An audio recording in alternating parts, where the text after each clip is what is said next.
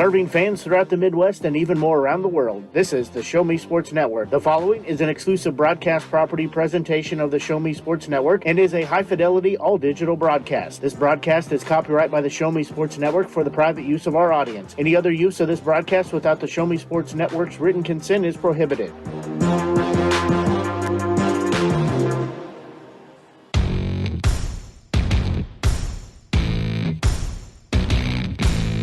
It's time for Jefferson City Renegades Baseball on the Show Me Sports Network.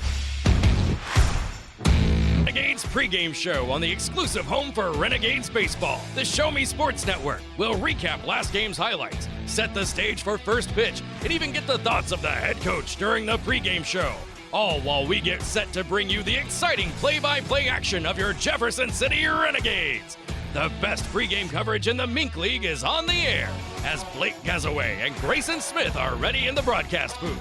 Exclusive pregame coverage of Jefferson City Renegades Baseball is brought to you by Centurion Cares, Batteries Plus Bulbs, Avon with Michelle Carty, Storm Pro Contractors, Mossy Oak Properties, Law Office of Russ Swanigan, River Oak Christian Academy, Kathy Rush Remax Realty, Eddie Gaydell Society, Joe Mockins Ford, Riley Automotive, Southwest Dental, Canterbury Hill Winery, The Dugout Sports Cars, Edward Jones, Central Bank, Farmers Insurance, Animal Medical Center, Downtown Chiropractic Clinic, Jefferson Bank, BE Renewed LLC, Poncheros, State Tech College of Missouri, MFA, Hitachi ABB Power Grid, and Han Custom Laser Engraving LLC. You're listening to exclusive coverage of Jefferson City Renegades Baseball on the Renegades Radio Network. Now, here's the voice of the Show Me Sports Network and the Jefferson City Renegades Radio Network, Blake Gazaway. And a very pleasant good evening, everyone. Blake Gazaway here with you as we are getting set for Game 2 of our doubleheader. Pardon me while I do a few last-minute preparations, as we said. Tonight, the Game 2 of our doubleheader, as it is from a rainy Sedalia, Missouri, as we battled rain in Game 1, but the Renegades were able to hold on and pull out the victory. As I think we're going to make it for Game 2. Hopefully we're not playing 3 hours from now, but we'll see. So the rain is going to clear off later on tonight. However, it is probably going to rain for the next several hours, most likely. As Game 1 went in favor by a final of 7-9 to the Renegades. Finishing up my lineup here, they came on and looked very impressive as they had the lead early and then got down and had to come back and fight their way in.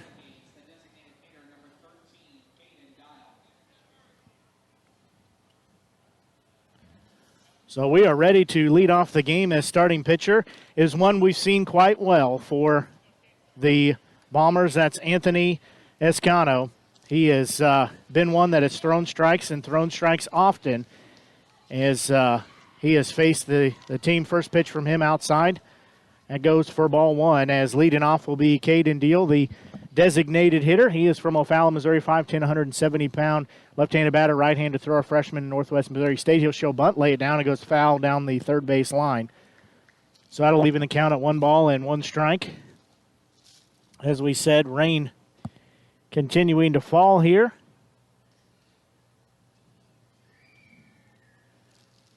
At Dayfield at Liberty Park Stadium in Sedalia. Blake Gazaway here with you on the Show Me Sports Network. So Escano looks back in. Deal digs in from the left-hand side of the plate. 1-1 pitch. He'll foul that one off. That'll make it 1-2 strikes.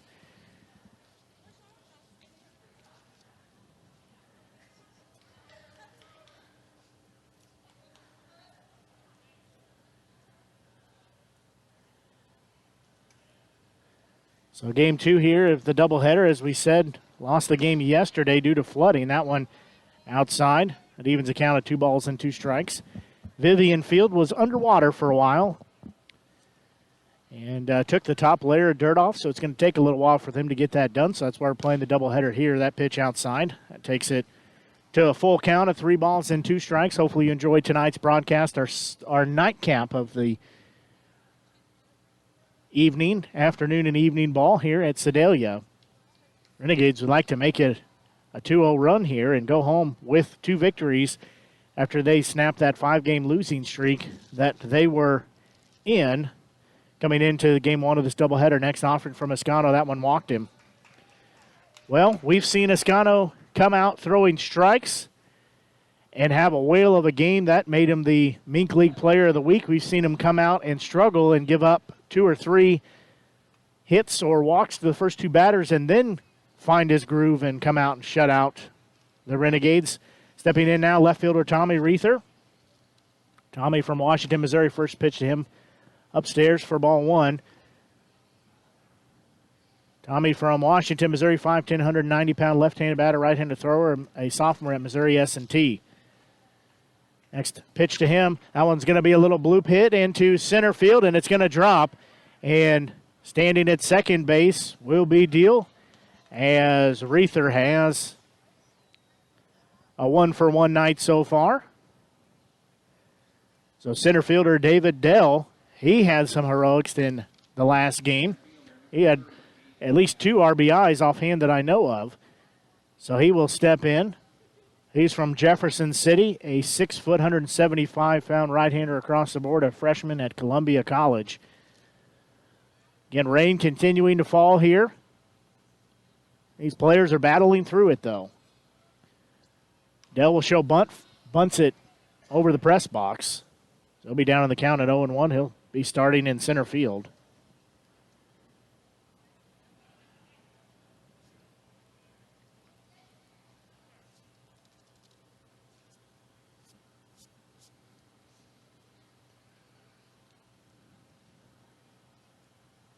They'll bring in the first baseman.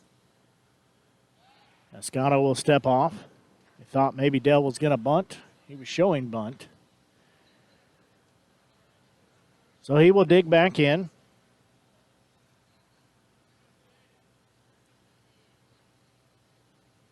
A 1 count. Shows bunt again. Takes that one downstairs. That'll even the count at 1 ball and 1 strike.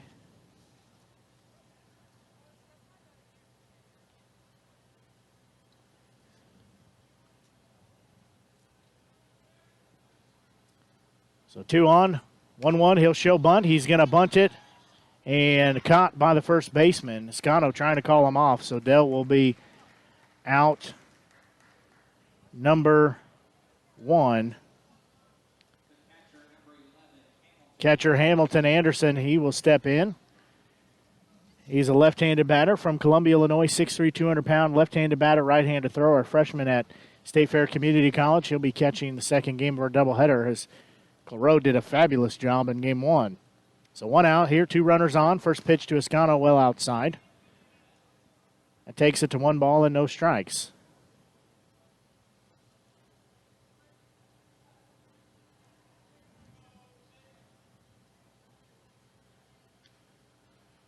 Oh, the 1-0 pitch on its way. That one called for strike 1.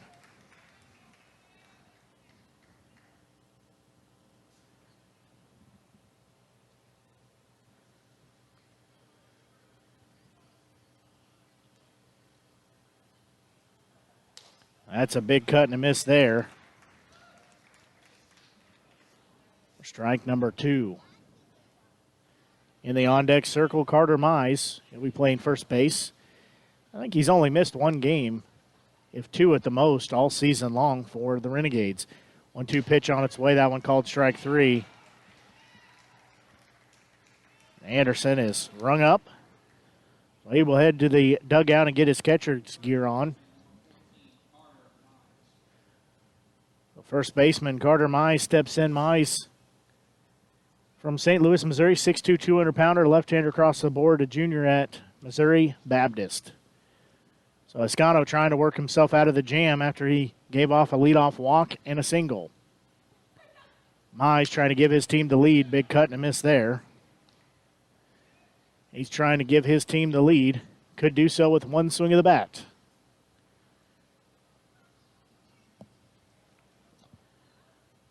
No balls, one strike, 2 outs here as we play in the top of the first. Swing and a miss just behind that one.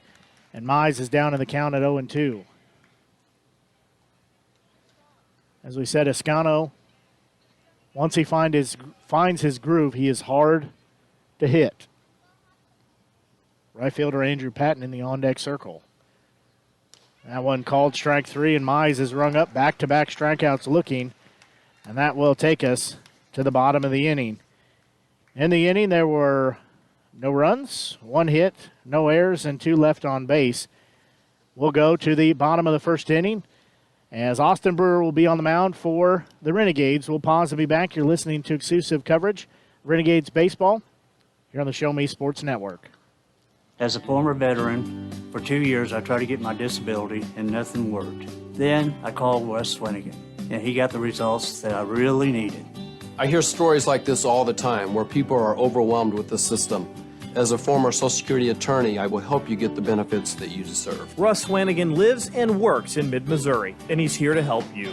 The help you deserve for the benefits you've earned. The law offices of Russ Swanigan. Attention class of 2021. It's time to think about your future. It's time for you to take action. It's time to apply to State Tech. But you better hurry because space is filling up fast. In fact, more than 85% of our seats will be filled by March. So don't delay and find out firsthand why State Tech is ranked the best college in the country for the 2nd year in a row. And we are proud to be known as the employer's choice. Apply today at statechmo.edu. As the Renegades were able to get 1 run, but could not muster any, they were able to get 1 hit, but could not muster any runs. Check the radar here real quick.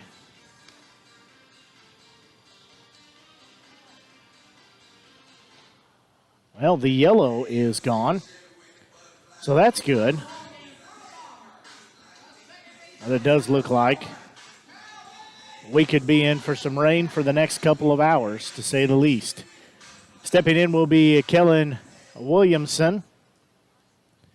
He's playing second base. He will dig in from the left-hand side of the box as Brewer makes the first pitch offering to him. It's going to be a chopper fielded by Mize. He'll throw over to Brewer for the first out, and that is a good way to start the game as Williamson was hitting a huge clip. I think he went 4 of 5 or 5 for 6. So Gideon Antle will step in, center fielder. That goes as a 3-1 putout. So Gideon Antle, center fielder. He again had a pretty hot bat. He was also hit by a pitch. That pitch that he got hit by hit everybody behind home plate. First pitch from Brewer called strike 1.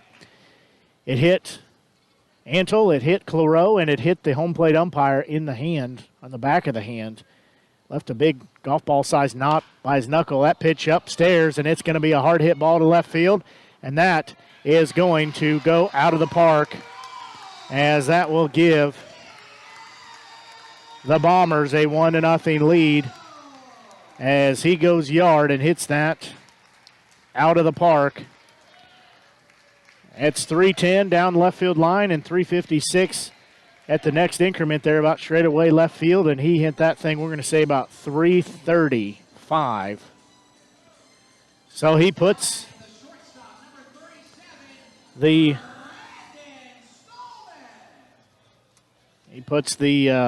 Bombers ahead quickly, 1-0. First pitch from Brewer, that one misses, ball 1.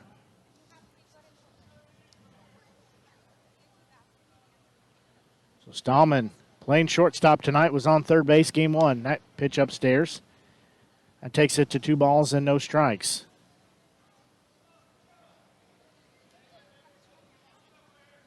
Stallman, a left-handed batter, digs back in. Again, rain continuing to fall here at Dayfield in Sedalia. That one called strike 1. I won't have all the statistics tonight due to having my equipment covered up because I don't want to get it rained on. So I don't have all of the stats is what I normally have. Because, like I said, I don't want to have to buy new stuff. So that pitch fouled off. That'll take it to 2 balls and 2 strikes.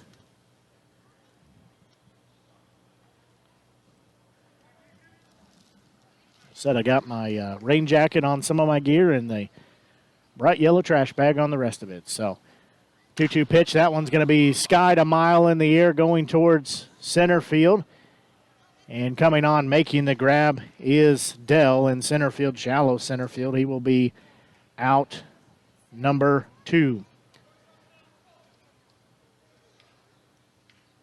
So that'll be 2 outs, as it's a 1-0 score for the Bombers. So Jacob McWhirter, the designated hitter, he did not play in the first game. McWhirter steps in, left-handed batter. First pitch to him, swing and a miss for strike 1. Rain has lit up a hair here. And lights do come on at Liberty Park Stadium here with Dayfield in Sedalia, Missouri. 0-1 pitch from Brewer, that one upstairs. Evens the count at 1 ball and 1 strike.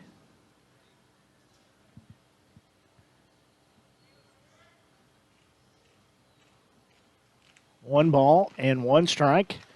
Brewer's next offering on its way. 2 outs, swing and a miss. Blew it by him. Now we'll take it to 1 ball and 2 strikes.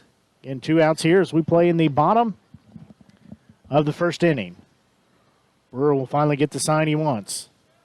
Next pitch on its way. That one called strike 3, and that will get him looking. However, there was 1 run and 1 hit scored in the inning. It was a long home run. 1 run, 1 hit, no errors, and nobody left on base after 1 inning. The Bombers lead 1-0. We'll pause and be back. You're listening to exclusive coverage Renegades Baseball here on the Show Me Sports Network. The following public service announcement is brought to you by the Eddie Gaedel Society, Jefferson City Chapter 10, doing little things to make a big difference. Want to make a big difference in your community? Be kind to others, drive safely, and put litter in its proper place. Join us in celebrating Eddie Gaedel's historic Major League appearance as a member of the St. Louis Browns by doing something nice for someone today. Take a walk, Eddie. Adopt US Kids presents What to Expect When You're Expecting a Teenager, Learning the Lingo. GOAT, G-O-A-T, acronym, stands for Greatest of All Time. As in, spaghetti sandwiches for dinner? They're my fave. Dad, you're the GOAT. You don't have to speak teen to be a perfect parent. Thousands of teens in foster care will love you just the same. Visit adoptuskids.org. Brought to you by the U.S. Department of Health and Human Services, Adopt U.S. Kids, and the Ad Council. Second inning, as the Renegades will send hitters 6, 7, and 8 to the plate. They'll start with right fielder Andrew Patton.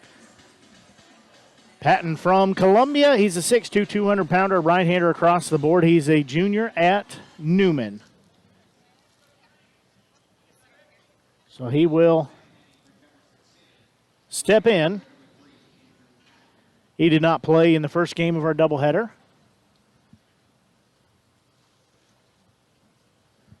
So Patton will dig in. Again, right-handed batter. First time he has played tonight. First pitch to him, downstairs, ball 1.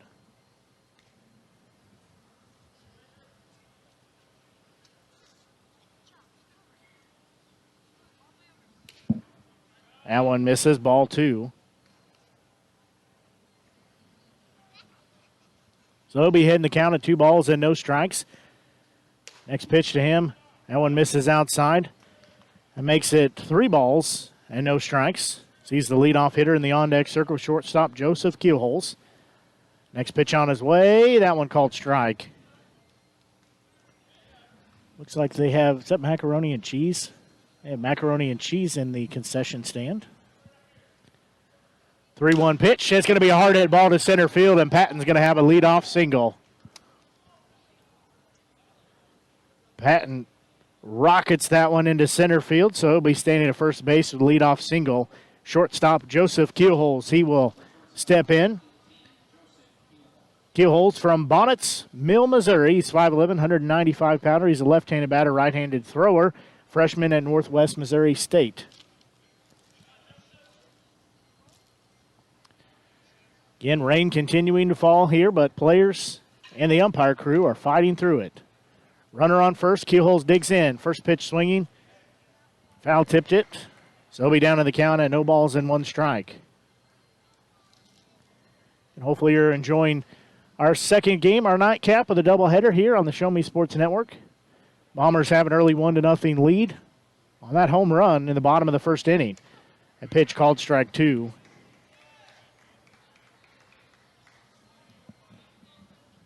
As both teams and the umpire crew, they are going to give it their best try to get this game in. As we know, we've had rain all weekend. Starting on Friday, actually, we've had rain. And looks like we're going to have a lot more rain this week. That pitch inside. Got Keelholz to back off the plate a little bit. So it's important that the Renegades get these 2 games in. They'll have the day off tomorrow before we possibly hit the road. That pitch is going to be blooped into right field, and it's going to drop, and it'll be a single. Patton on his way to third. He's going to be in there safe, as he has the same problem. He slid into the base and almost slid over the base. So Keelholz bloops it into right field, and he's got a single to his credit. As I said, the turf here is drastically different to slide on when it's dry versus when it's wet. Stepping in now, third baseman, and Seth DeNoyer from St. Charles, Missouri, 6 foot, 205-pounder right-hander across the board, junior at Indiana Kokomo. As we said, this ballpark, all infield turf. There's no dirt. It's got brown turf for the dirt and green turf for the grass. Outfield is grass, though. First offering to DeNoyer. Outside tells Patton to stay at third base. Runners on the corners here as the Renegades trying to get their own rally going. Burton in the on-deck circle. DeNoyer looks down Escano. Next pitch, that one's called strike 1. DeNoyer thought that maybe was going to be a little high. We saw both teams last game, the first game of this doubleheader, have some problems staying on the base as they slid on past it. That one downstairs and outside. Takes it to 2 balls and 1 strike. Both teams had at least one player that was thrown out because he slid over the bag, into the bag, over the bag, and past the bag. No, Keelholz was one of them that he got a single, 2 RBI single, and then took off for second and slid off the bag. That one in stairs, almost inside, almost hits DeNoyer. But he was able to give the 2 runs to the Renegades before he was out at second. So 3 balls, 1 strike count. Escano will look in. Goes through the signs. There's his pitch. That one upstairs walked him. So DeNoyer is going to be at first base with the walk. Second baseman Ben Burton will step in. Burton's playing second base as he is from Wellsville, Missouri, 5'10", 175-pounder. He's a right-handed thrower and right-handed batter, freshman at Lindenwood. So he will step in. No outs here as we play in the top of the second. Base is loaded. First pitch to him. That one called strike 1. Burton looking for a good pitch here to give his team a tie and possibly take the lead. Bases are juiced. No balls, 1 strike count. Escano will check the runner at second. Now his pitch is on its way. Burton's going to hit a hard hit ball. It's going to be into the gap, and it's going to score at least 1. Right fielder mishandles it, and they're going to score 2 as he will slide into second base. He's safe and gives the team a 2-0 lead as Burton gets a 2 RBI double. Wasn't sure if that was going to get down, but he hit it in an excellent position between the right fielder and the center fielder, and it goes to the wall, and he is rewarded with 2 RBIs. DeNoyer will be standing at third base. Burton has had some magic here as one of the previous games he gave him the lead as well. Stepping in now will be designated hitter Caden Dial. He took a walk his first at bat. So that pitch there shows bunt. Still nobody out. Runners on second and third. Next pitch, that one got the top of the strike zone to make it 1 ball and 1 strike. So Burton having 2 RBIs, giving his Renegades team a 2-1 lead. That pitch fouled off. Deal just behind that pitch.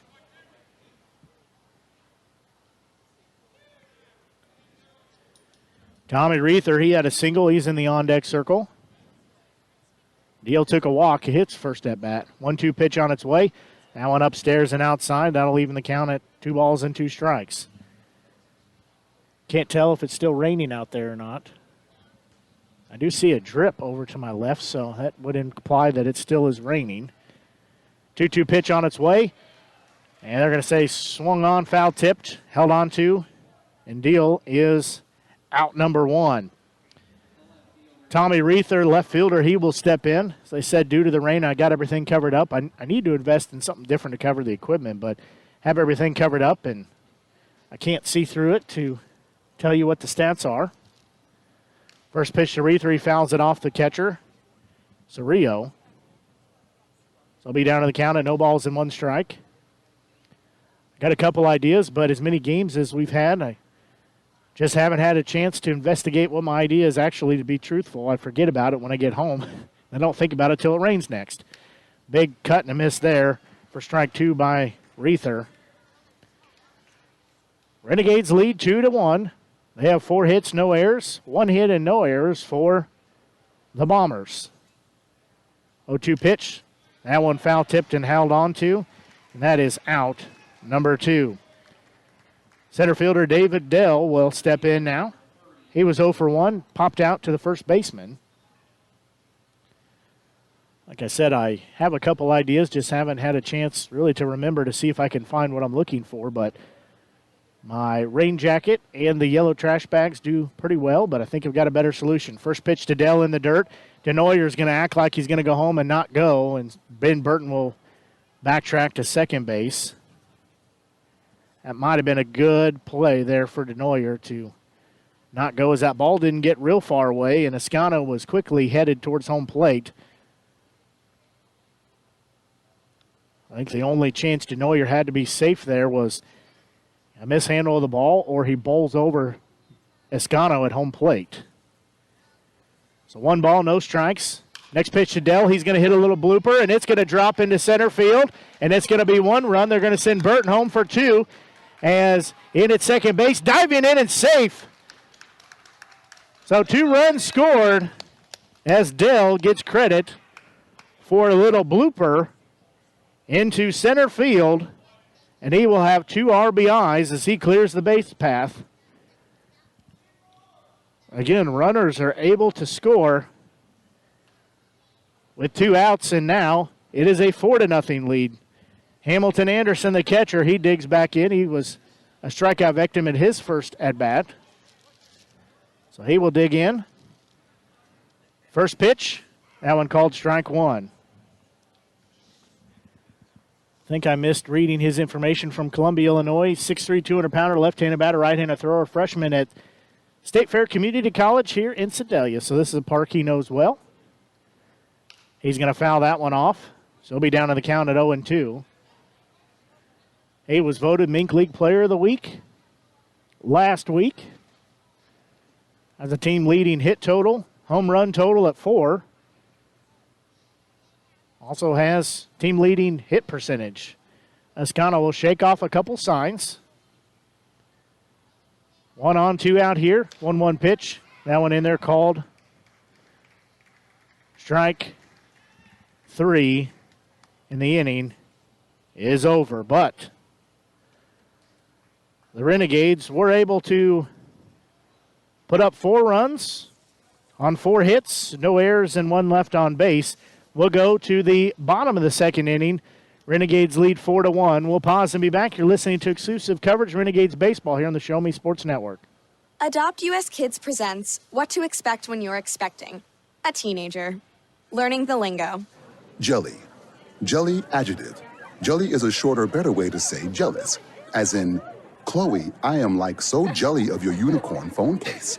You don't have to speak teen to be a perfect parent. Thousands of teens in foster care will love you just the same. Visit adoptuskids.org, brought to you by the U.S. Department of Health and Human Services, Adopt U.S. Kids, and the Ad Council.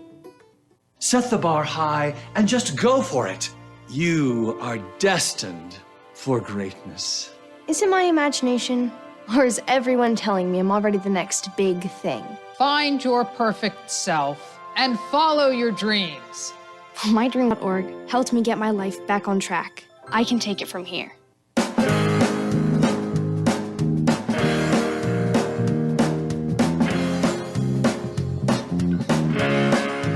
Well, we go to the bottom of the second inning. Renegades lead 4-1. Hopefully you're enjoying tonight's broadcast here on the Show Me Sports Network. Blake Gazwa here with you as we are coming to you from a rainy Liberty Park Stadium in Dayfield in Sedalia. Bombers will send 5, 6, and 7 hitters. So they'll send right fielder Braden DeSonia to the plate. I said due to the rain, I've got everything covered up, so don't have all of the specifics we normally have. He did not play in the first game of the doubleheader. Brewer's first pitch to him misses outside, ball 1. So DeSonia will be ahead in the count at 1 ball and no strikes.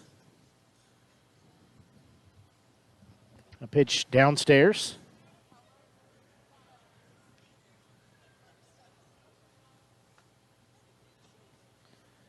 That makes it 2 balls, no strikes. First batter of the inning. DeSonia will hit that one foul as that thing was way out of the ballpark down the first base line. So it'll be 2 balls and 1 strike in the on-deck circle. Will be Brian Martinez. A 2-1 offering, swing and a miss, and a ball in the dirt. As I should say turf. This field, all infield is turf, outfield is grass. And when I say all, I mean there's no dirt. The brown turf is to signal dirt. That one fouled off. So we'll do the 2-2 pitch again. Like I said, the outfield is grass. The infield is green turf for the grass and brown turf for the dirt. 2-2 pitch from Brewer on its way. That one's going to be chopped foul on the first base line.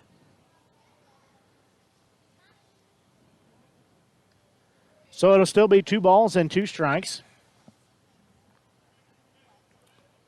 As we said in the on-deck circle, Brian Martinez, and then catcher Parker Serio. 2 balls, 2 strikes. Next offering from Brewer. That one upstairs. That takes us full. At 3 balls and 2 strikes.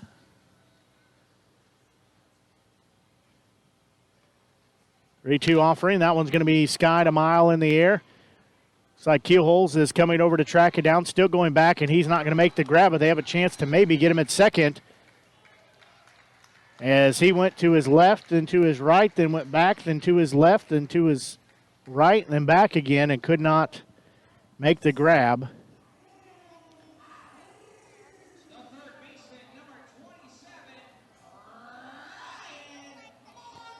So DeSonia will be at second base now. Third baseman Brian Martinez.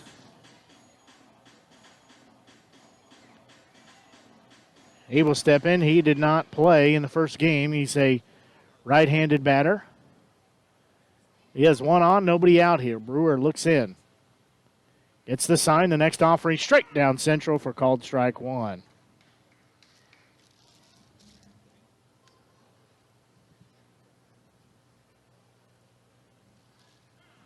They have time called.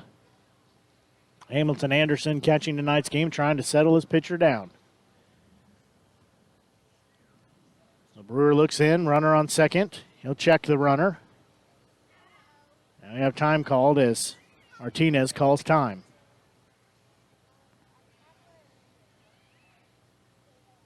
Brewer and Anderson finally on the same page. They're having a little bit of problem getting the signs they want.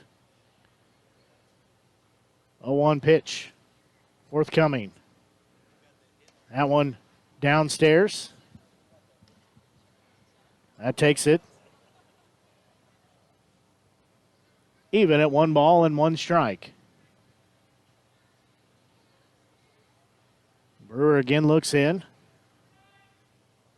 Sonia on second base. That one down central, called strike 2. Boy, he's got a good-looking fastball just straight down central.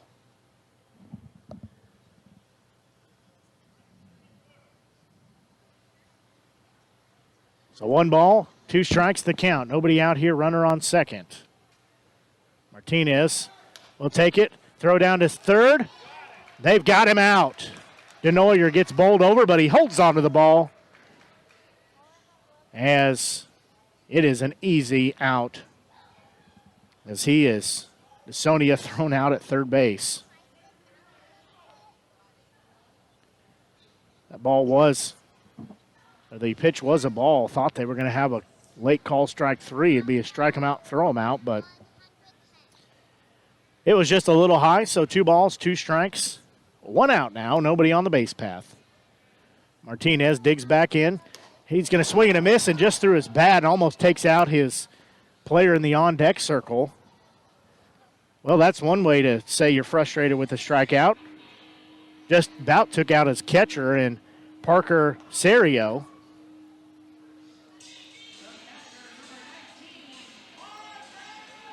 That's one good way to get all your teammates to duck out of the way, too. So 2 outs now. Serio steps in. That pitch downstairs for ball 1.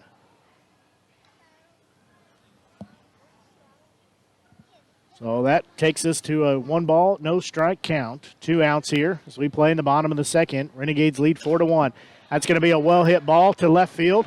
Going back on it is Reether, and he's going to be at the warning track, cannot grab it, and it'll be a double as that thing was crushed by Serio. Reether could not come up with it. It was a tough play for him anyways.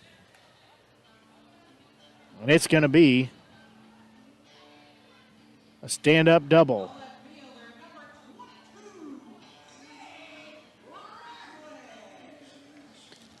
So the players I need to look up, I got it, Zane somebody.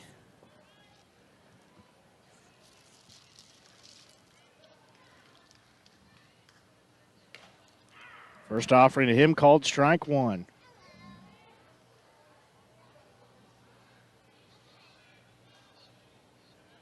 So that's Zane Ragland.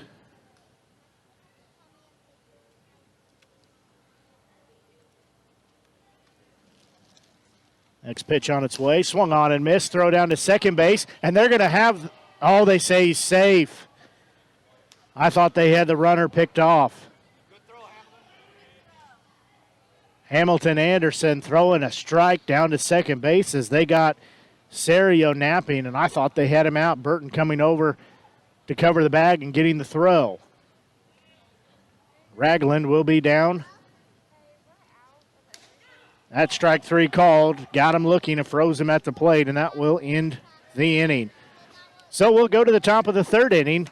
As the Renegades lead 4-1, we'll pause and be back. You're listening to exclusive coverage Renegades baseball here on the Show Me Sports Network. Eyes on the road, hands on the wheel, safely drive that automobile. Eyes on the road, hands on the wheel.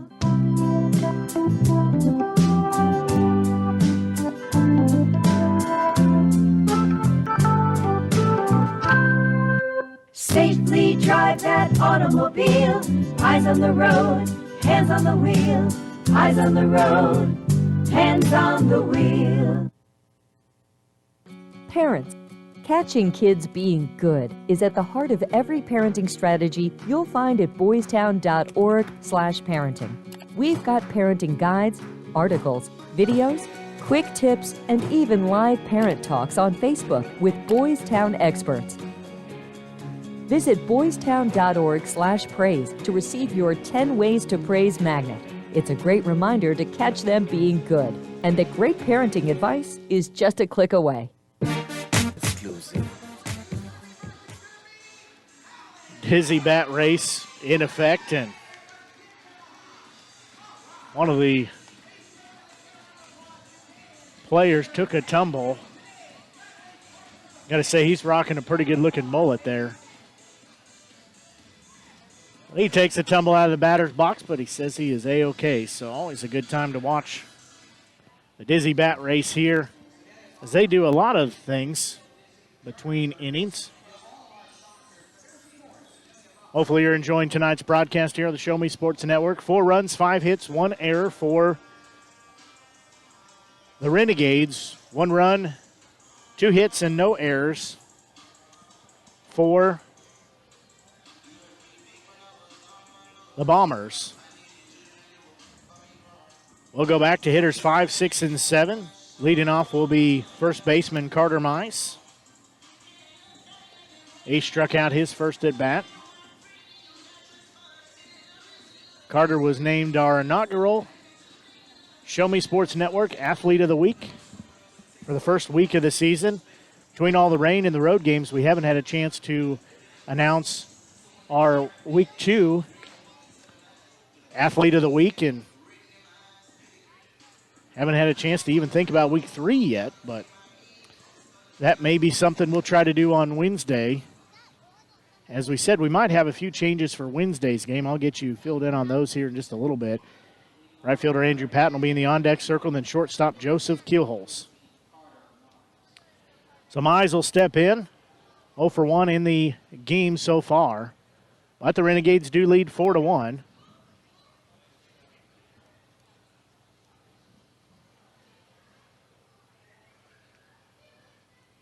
First pitch to Mize. He's going to take that for strike 1.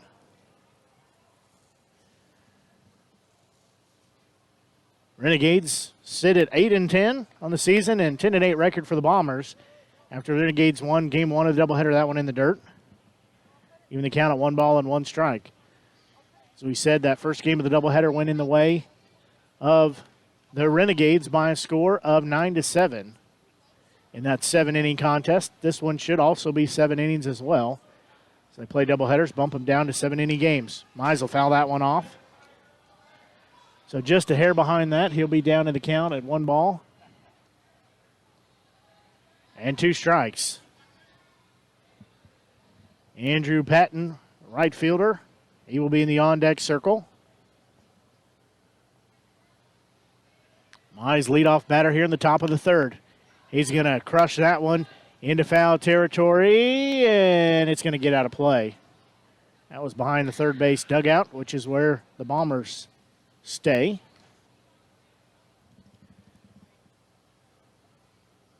So he will be down in the count.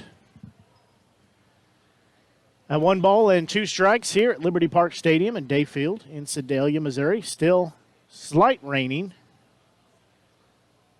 It has rained most of the afternoon and into the evening. 1-2 pitch on its way. That one called strike 3. My eyes cannot believe it. He's got rung up twice in that same spot.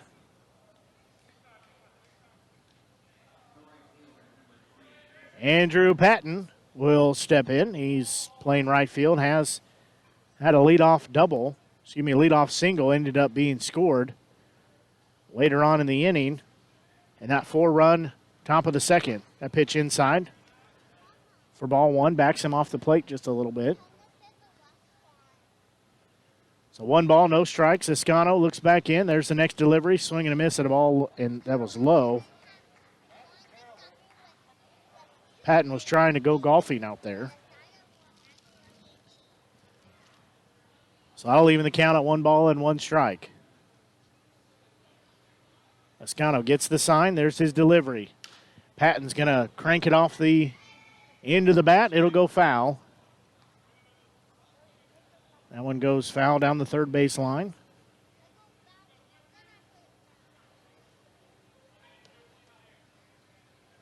So Patton digs back in. 1-2 pitch on its way.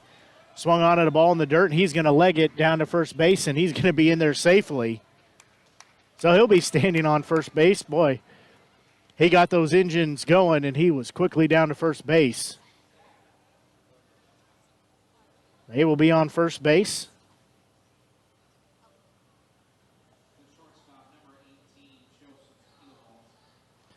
So he reaches on a passed ball. So shortstop Joseph Keelholz, he had a single in the last inning. Escano will check over at Patton on first base. Big swing and foul tipped it there by Keelholz. So it'll be down to the count at no balls and 1 strike. Keelholz will step back in. He'll dig in. No balls, 1 strike, 1 out here. Runner on first base as we play in the top of the third. That one inside and downstairs. Evens the count at 1 ball and 1 strike.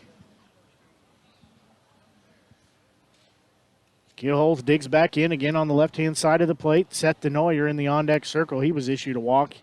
His only at bat of the game. There's a hard hit ball to center field. Center fielder going back. He'll track it down. He'll make the grab. That will be out number 2. Keelholz gave it a ride, but Antol was there waiting for it when it came down, and that's out number 2. Now stepping in will be third baseman Seth DeNoyer. In the on-deck circle, Ben Burton.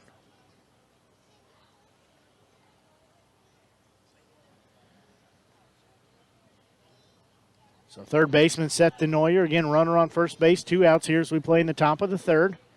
First pitch to DeNoyer is going to be ripped foul down the first base line. So he was the first pitch swinging. Fouls it out of play.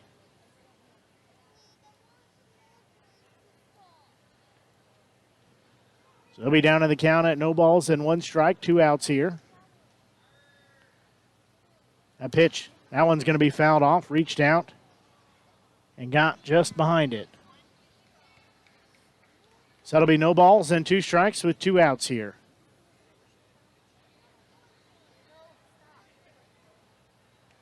So DeNoyer will dig back in on the right-hand side of the plate. Escano will check on Patton at first base. Now he'll get the sign and swing and a miss. And that's going to be strikeout and out number 3 as DeNoyer could not connect with that ball. So in the inning, there were no runs, no hits, no errors, and 1 left on base. As we go to the bottom of the third inning, Renegades lead 4-0. We'll pause and be back as you're listening to exclusive coverage, Renegades baseball, here on the Show Me Sports Network. Wow, big things going on in the world lately. With so much confusion, it's easy to feel lost and overwhelmed. We all want to believe in something, and the most important cause of all is your amazing self. YourLifeYourVoice.org has answers and advice for teens who feel left out and are starting to doubt themselves. You have so much to offer. YourLifeYourVoice.org can help you find it. What do you think you're doing, Kevin? Was just gonna drive home. There are several warning signs present that you shouldn't be driving. Like hearing voices? Like your text-to-emoji ratio? Oh man, the selfies. Selfie, nailed it. We all have warning signs that... First baseman for tonight steps in. His first at bat. Austin Brewer still on the mound for the Renegades. That pitch downstairs. 3 balls and 1 strike to count.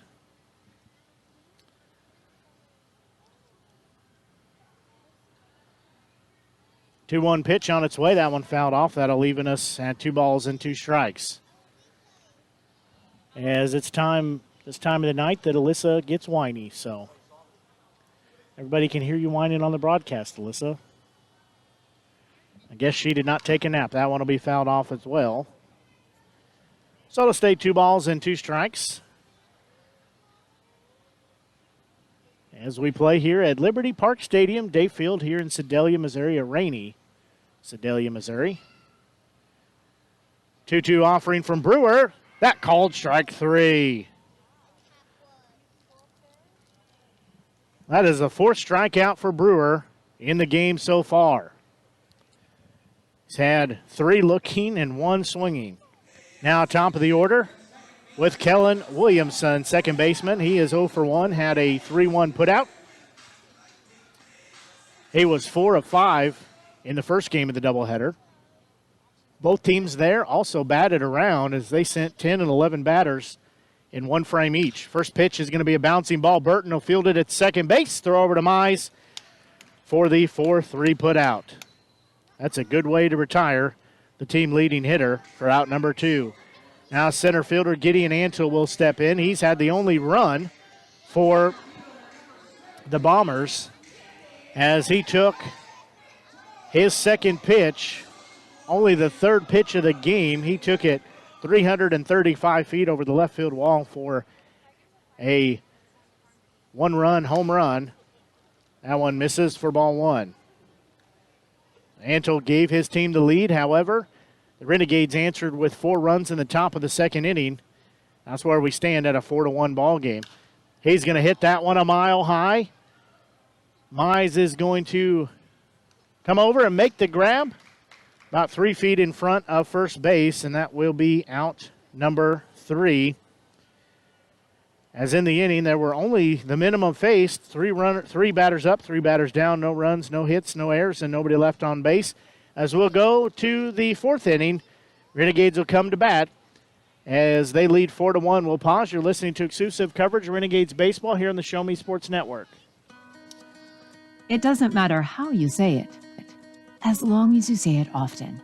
Praise your child at least 4 times for every time you correct them, and you'll be on your way to raising a confident, caring kid. 4-to-1 Praise is just one of the many parenting tools from the experts at Boys Town. Visit boystown.org/praise to receive your 10 Ways to Praise magnet. It's a great reminder to keep it positive and that helpful parenting advice is just a click away. Meet Norm. He lives with anxiety, but with the help of this latest innovation from Be Normal, he can be normal, just like everyone else. With the swipe of a finger, you can project happiness, confidence, machismo. Why settle for being real when you can be normal? The Normal Maker, new from Be Normal. This item doesn't really work because there's no such thing as normal. We're all different. What we like, how our brains work. In fact, 1 in 5 of us live with mental illness. Don't filter who you are. Start by talking to someone you trust. And remember, there is no normal.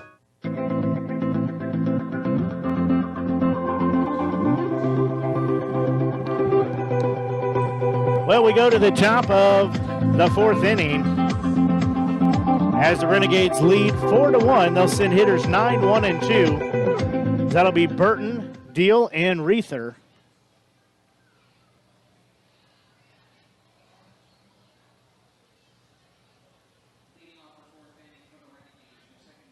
Well, second baseman Ben Burton leads off the inning.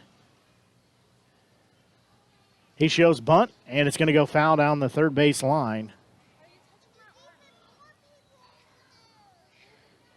So he'll be down in the count and no balls in 1 strike. He had an RBI double in his only at bat. He enters hitting a .212, including 7 hits and 3 doubles. Actually, that'd be 8 hits now and 3 doubles. So he has the long walk back to home plate. So he digs back in. That one's going to be chopped. It's going to go foul. So he'll be down to the count at 0-2.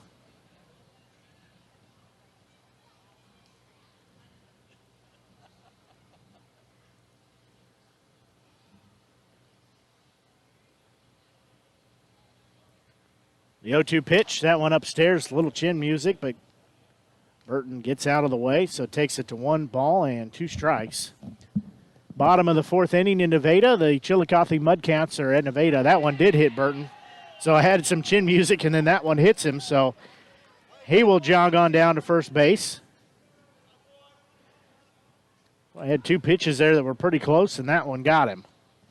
So now top of the order in designated hitter Caden Deal. We set bottom of the 4th inning at Lions Stadium in Nevada. The Mudcats 0, the Griffins 0. The Joplin Outlaws are playing a non-league game against the Springfield Show Me League team, but that one postponed. That one inside. Ball one as Deal shows bunt and pulls it back. Rain has, at least for the moment, for the most part, stopped. At least it's slowed way down. Next pitch to Deal, rather. That one downstairs. That evens the count at, or takes the count to 2 balls and no strikes. 4 runs on 5 hits and 1 error for the Renegades. 1 run on 2 hits and no errors for the Bombers. That pitch misses. Ball 3.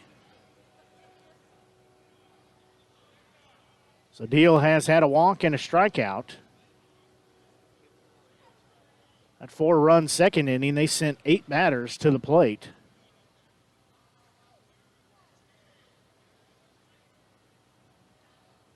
Burton standing on first base. He'll take a lead over there.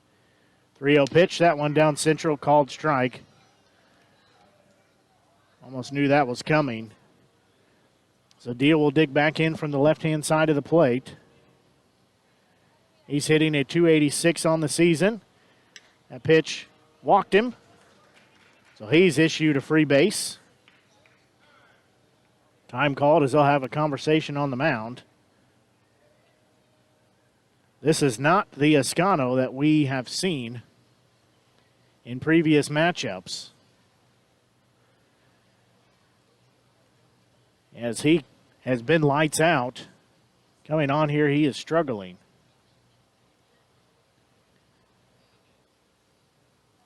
Antonio Escano, he's a right-handed pitcher. He's pitched in 4 games, has a record of 2-1, 2.65 ERA. He has had 3 saves.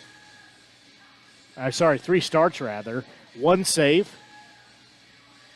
He's pitched 20 1/3 innings with 37 strikeouts, 8 walks, and 8 hits. So you see why he was the Mink League Pitcher of the Week a couple of weeks ago.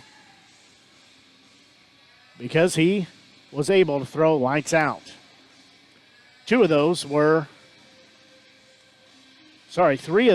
against the Renegades. He did not have the decision in the 3rd game that he pitched with them, but he took a win where he pitched 6 full innings, 6-3 win. Then pitched 5 1/3 at the loss that was 7-0. And then the 3-1 victory a week ago. He came in and pitched 1 inning of work and got the save. The other win was a 10-0 shellacking of the Nevada Griffins on June 4th. So Tommy Reether will step in. He's hitting an even 200 on the season. He will step in, 1 for 2. Rain picked up just a little bit here. He'll show bunt, lays it down third base, and it's going to go foul. Boy, that thing looked like that was going to be perfectly placed. At the last second, it took a left-hand turn and went across the white foul line. So Burton at first base. Burton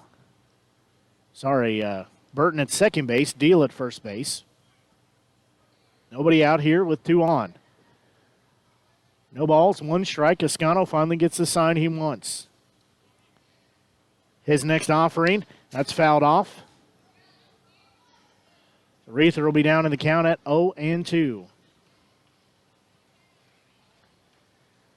We said Tommy coming in having 9 hits and 45 at-bats, including 2 doubles.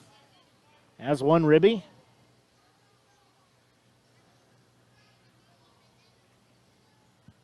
So he'll dig in down in the count at 0-2.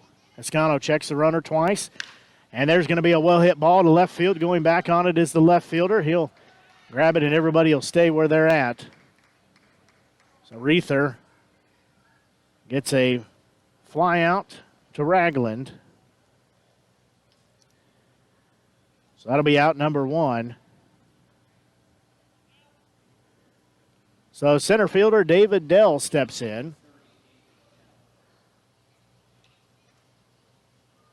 Dell sitting 4th in the team standing at a .314 clip between him and 3rd and 2nd place.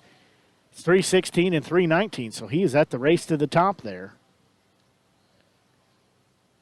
First pitch to him, and he's going to crank it into right field, and they're going to send Burton home as there's going to be a play at the plate.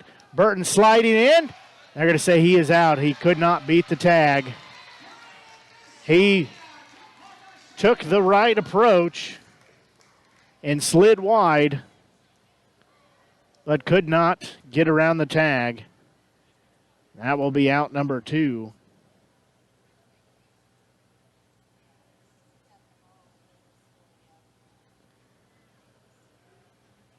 So it'll be runners at first and second. Catcher Hamilton Anderson will step in. He's 0 for 2. He does have a team leading 349. The clip he's hitting in, 22 hits. He fouled that one off. Carter Mize has tied him up with 22 hits. They've got, each have 22 hits. That's a team leading. 4 doubles, 4 home runs, 18 RBIs. Home runs and RBIs is a leading category for Anderson. 2 on, 2 out here. A pitch upstairs. Runner's going to go to third. No throw down.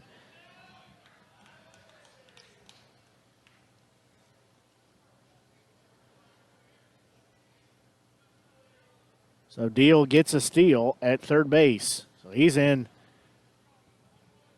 scoring position. Dell also steals too, so a double steal there. Renegades trying to be aggressive here on the base path, and I like it. They have a 4-1 lead. 1-1 pitch to Anderson. That one outside. That takes it to 2 balls and 1 strike. So we said they're being aggressive, and I like the decision. They play some teams that are very aggressive on the base path. 2 balls, 1 strike to count. That pitch, that's upstairs. So Anderson will be ahead in the count at 3 balls and 1 strike. 2 outs here. Carter Mize in the on-deck circle. I wouldn't want to face either one of these batters with anybody on the bases.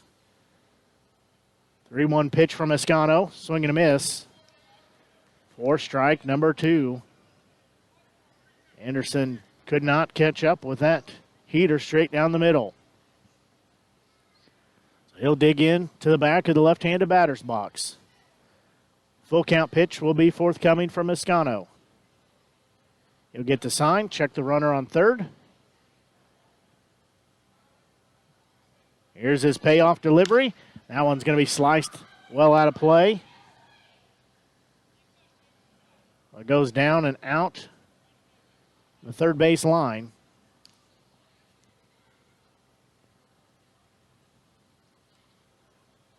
Shortstop and third baseman both going over to try to grab that.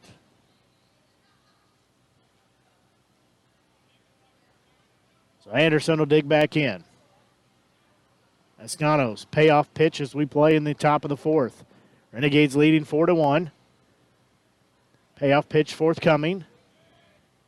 On its way. That one way outside, and he walked Hammy. So we'll have the bases loaded as Carter Mize steps in. Carter Mize, the first game, he was intentionally walked. Nowhere to put him now, so you have to pitch to him.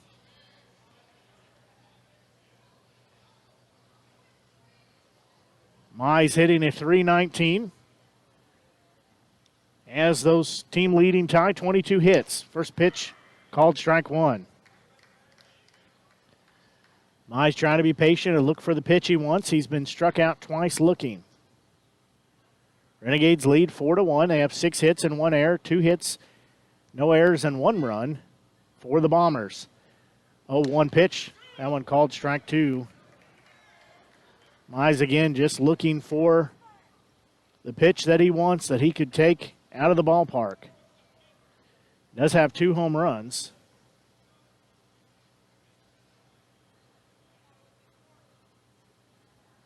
Escano shakes off the sign. Now we have time called.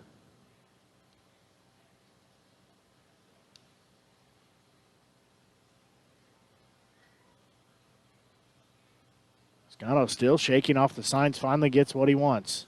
Andrew Patton in the on-deck circle. Next pitch to Mize, he'll foul it off. He was looking for that pitch. So still an 0-2 count. Mize will dig back in. No balls, 2 strikes, 2 outs here, 2 runners on. That's second and third. Deal at third base. Dell at second. That one downstairs and inside. They're going to say it hit him, so he's hit by pitch. So that will walk in a run. Everybody moves around the horn.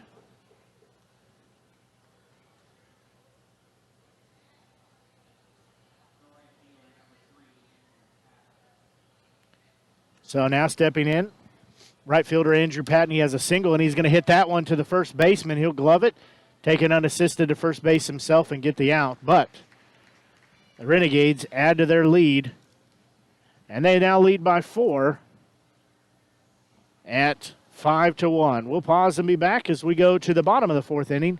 You're listening to exclusive coverage, Renegades Baseball, here on the Show Me Sports Network. It costs so little to teach a child to love, and so much to teach him to hate. These simple but profound words from our founder are at the core of each parenting strategy you'll find at boystown.org/parenting. Teach me respect. Teach me patience. Teach me love. Visit boystown.org/magnet to receive a Teach Love magnet as a reminder that the change we want to see in our world begins at home, and Boys Town is there to help along the way. Every year, 4.5 million young adults between the ages of 18 and 24 visit the ER. It's every parent's nightmare. Umergency gives you all the tools you need to quickly and effectively manage your family's emergency. Umergency provides instant access to vital resources, customized to your student's campus and local community, digital consent form, and built-in urgent alert button. Umergency gives you peace of mind when you need it most. Download your Umergency app now.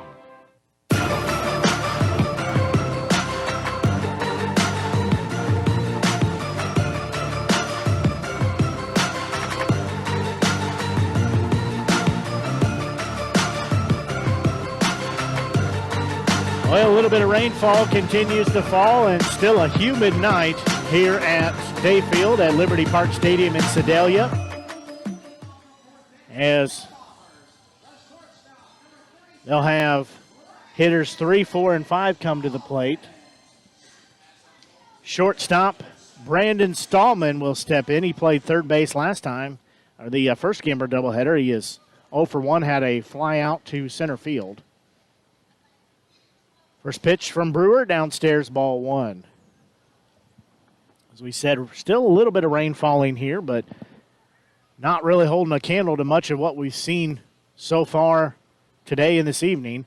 1-0 pitch. That one's going to be chopped off the end of the bat, coming in trying to make a play on it, and it's going to drop in center field. Well, that was in no man's land, and it's a leadoff single. That thing just chopped off the end of the bat and took a mile high in the air, comes down in center field. Renegades 4 of them were on their horses but couldn't get over to it. Designated hitter Jacob McWhirter will step in.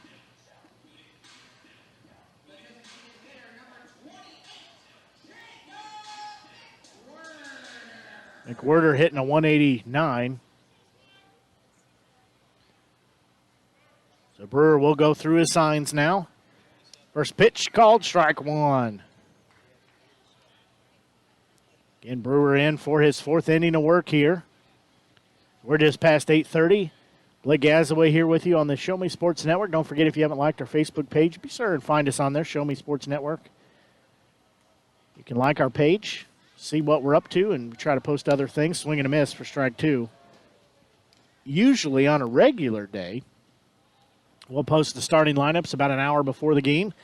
We'll post a final graphic and several other things as well. However, didn't get that done today because of our doubleheader scheduled earlier than normal. We had to make a flying trip here to Sedalia. Swing and a miss. McWhirter disappointed with himself that he pulled the trigger on that. Right fielder Braden DeSonia will step in. DeSonia enters hitting a .212. Has 7 hits and 33 at-bats. Has 13 walks, though. 1 hit by pitch. He has hit into one double play. It'd be a good time for him to hit into double play number 2. He digs in from the left-hand side of the plate. That one misses outside, ball 1. I said didn't get those score graphics and things like I normally do, the starting lineups, but we still got the game on the air nonetheless. That's going to be a hard hit ball to left field, and it's going to go foul. Boy, that thing took a ride, but it was to the left of the foul pole.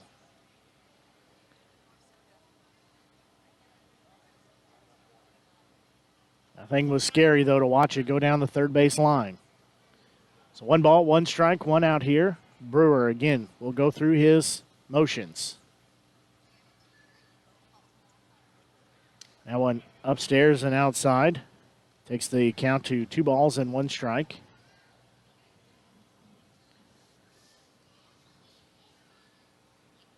Austin Brewer from Cypress, Texas, a 6-foot, 170-pound right-hander.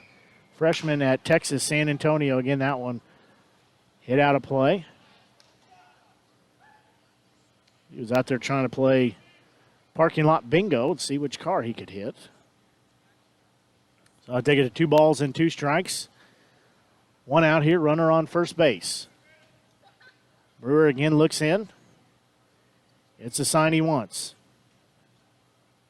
2-2 pitch on its way. That one is going to be a chopper to Burton. He'll throw over to second for 1, throw over to first. Couldn't get the double play, but they got a lead runner. So sometimes you got to take those victories when you can. That's a fielder's choice. And a 4-6 put out.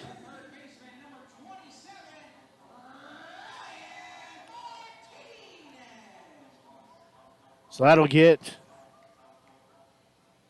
Stallman off the base path. DeSonia will be at first now. Third baseman Brian Martinez will step in. He was a strikeout victim, his only at bat. Throw down to first base. They'll say he got back safely.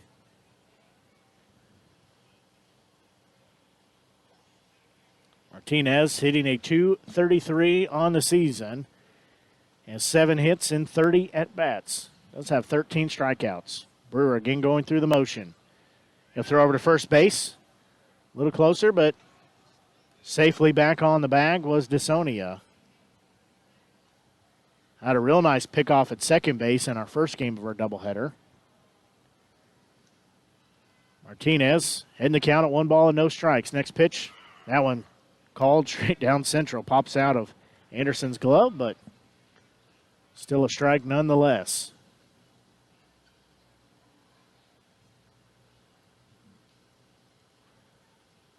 Lady Griffins have opened up a 2-0 lead in the bottom of the 5th inning as they host the Mudcats of Chillicothe out at Lions Stadium in Nevada. 1 ball, 1 strike count. They're going to say he did not go around, so 2 balls. He was awful close. Renegades breaking their 5-game losing streak as they won game 1 of this doubleheader 9-7.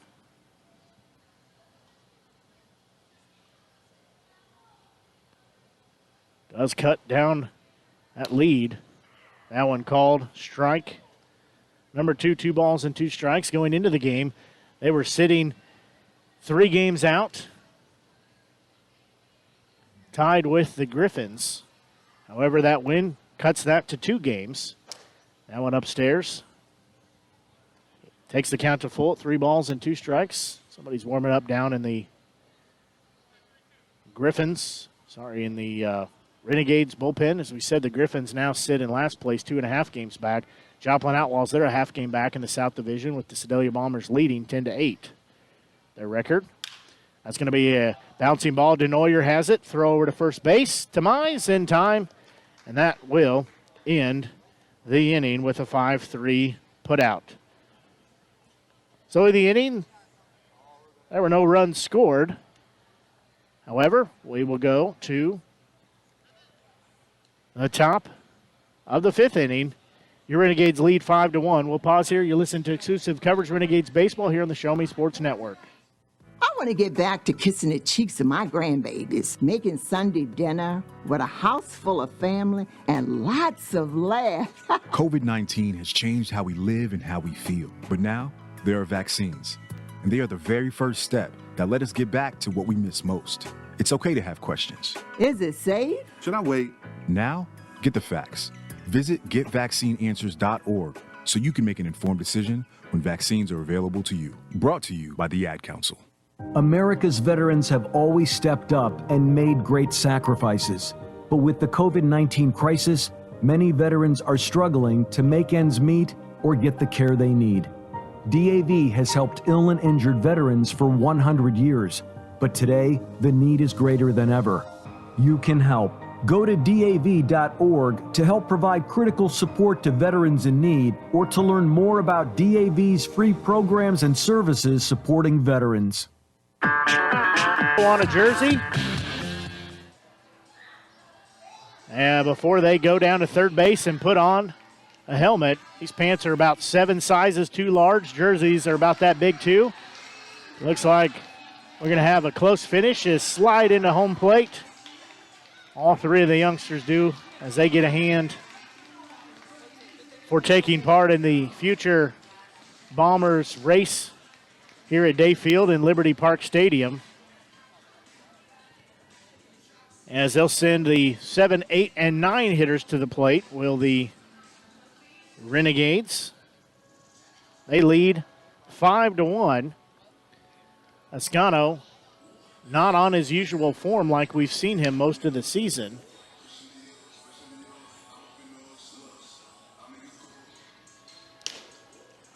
They'll lead off with shortstop Joseph Keelholz.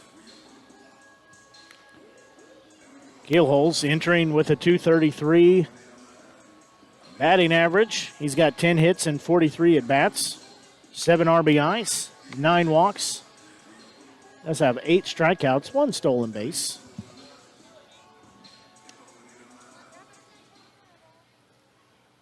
So he will lead off the inning. In the on-deck circle, we third baseman Seth DeNoyer, and then second baseman Ben Burton. So Keelholz will walk to the left-hand side of the plate. He has a single and a fly out to center field.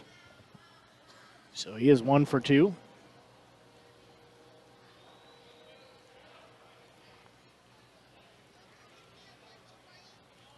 Here's the train coming in. First pitch to Keelholz, that one downstairs and inside. Got him dancing in the batter's box, trying to get out of that one. Ascano's thrown 89 pitches. Keelholz will slice that one foul. Third baseman will come over in the third base coach's box and make the grab. That will be out. Number 1.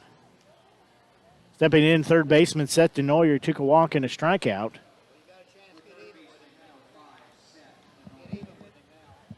We said now it's 90 pitches that Ascano has thrown in 4 1/3 innings of work.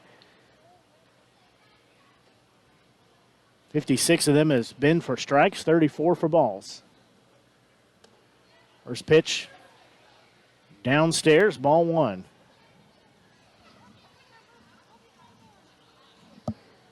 So DeNoyer will dig back in from the right-hand side of the plate. Fouls that one straight back. Evens the count at 1 ball and 1 strike.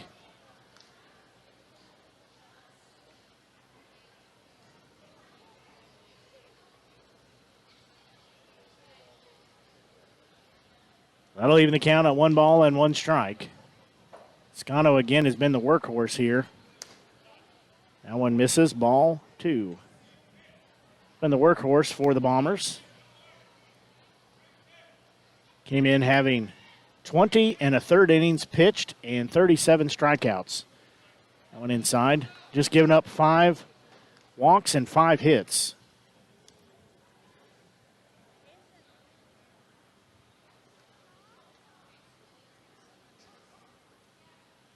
So the Renegades have done damage to his line tonight. That one upstairs walked him. So DeNoyer has 2 walks in the ball game. And that one strikeout, second baseman, Ben Burton steps in. He had a 2-run RBI double in the second inning. It was hit by a pitch last time he was at bat.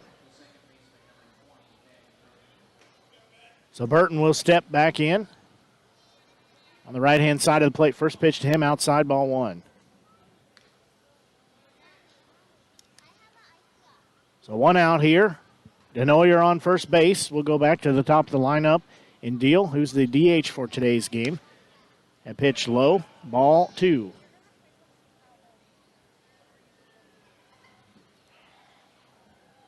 Serio, the catcher, will go out and talk to his pitcher. We said hopefully you're enjoying tonight's broadcast here on the Show Me Sports Network.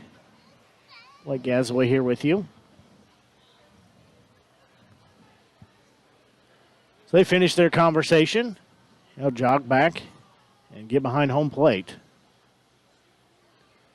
So 2 balls, no strikes, 1 out.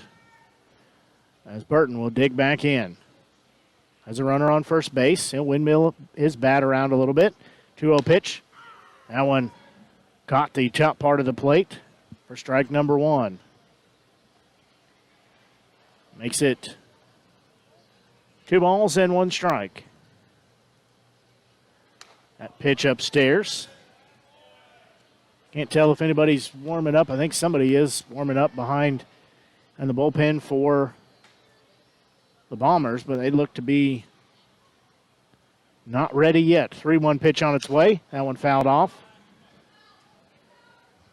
So that'll go out of play. Burton will have a full count now at 3 balls and 2 strikes. 1 out here, runner on first base. Escano again being the workhorse for the season for the Bombers.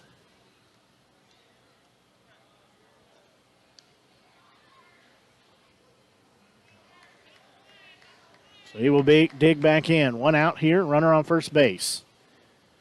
Escano's payoff pitch to Burton, forthcoming. On its way, that one outside, walked him. So Burton will be issued a free pass, and Denoyer will jog on down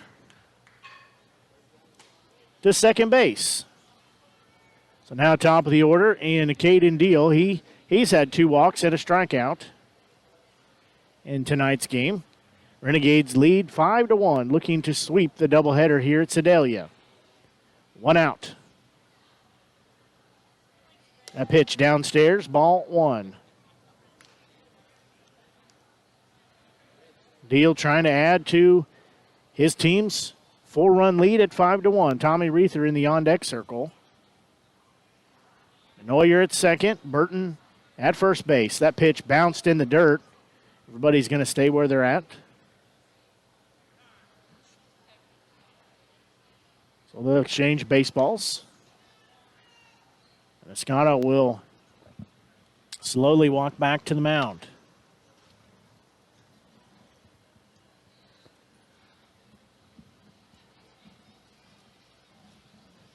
Deal hitting a .314 entering tonight's game. 2-0 pitch. He's going to bloop that one into left field, and it's going to go foul. Well, that was a great placement there, but just hooked it foul.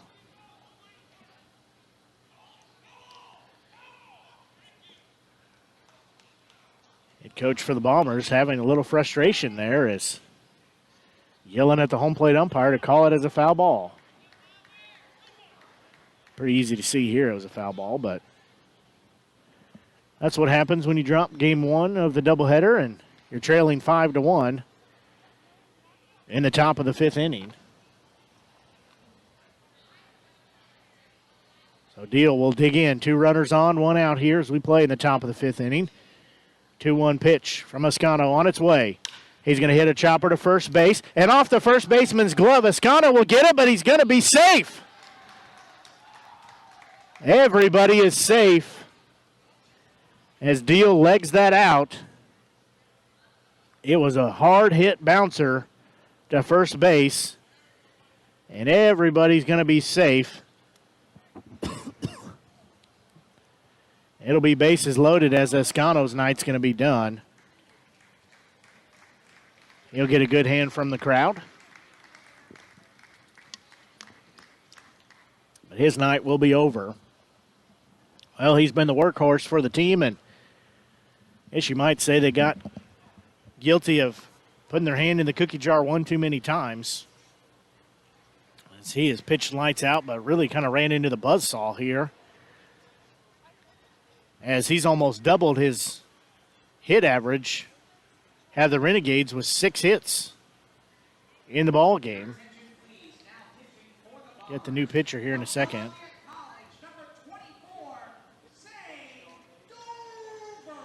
So Zane Dover will be the new pitcher. Zane Dover will be the new pitcher. They said he's from Columbia College, right-handed thrower. There's nothing listed on the player profile for most of the players for the Bombers. He comes in with a 15.00 ERA. He has pitched in 3 games, has 3 innings of work, 1 strikeout, 4 walks, and 8 hits. So I don't know if that's who had one on the mound with the bases loaded and 1 out, but hey, that's who you got warming up. You give him the ball and say, I've got the confidence in you, and you send him out there to the mound and hope your decision was the right call. As we'll take a look at some of the other Mink League action here is the Renegades playing at Sedalia against the Bombers. This is game 2 of our doubleheader. Game 1 went in the favor of the Renegades 9-7. They snapped that 5-game losing streak. They're leading this one top of the 5th inning here at Liberty Park Stadium and Day Field in Sedalia by a score of 5-1. The Joplin Outlaws were supposed to play at Joe Becker Stadium in Joplin. They were playing a non-league game against the Springfield Show Me League baseball team. However, that game postponed due to the weather, as most of Missouri has been flooded in. And then the Nevada Griffins, top of the 6th inning, they lead the Chillicothe Mudcats 2-0. So Tommy Reether will step in now. He has 1 out, bases loaded. He's played left field tonight. Is 1 for 3, first pitch upstairs and outside, ball 1. Reether hitting an even 200 entering tonight's game. Well, he's in the count at 1 ball and no strikes. 1 out here, bases juiced. That next pitch way upstairs. This rate, the catcher might as well not even crouch down. He just needs to stand up. He'd have a better chance of catching those pitches. Zane Dover in on the mound for the Bombers after the pitching change. That one also outside. Ball 3. They wouldn't walk in a run like they did earlier. Surely they wouldn't. Guess that was in game 1 of the doubleheader. Bases loaded. 3 balls, no strikes. Next pitch to Reether. That one down central for strike 1. Again, pretty much an automatic take. Again, bases loaded. 1 out, 3 balls, and 1 strike to count. Next pitch on its way. That one fouled off. So Reether will be down in the count. Sorry, it'll take the count full at 3 balls and 2 strikes. Looking at his line, he's had a single, a strikeout, and a flyout to left field. So bases loaded, payoff pitch forthcoming. It's on its way. That one low walked him, and a run will score.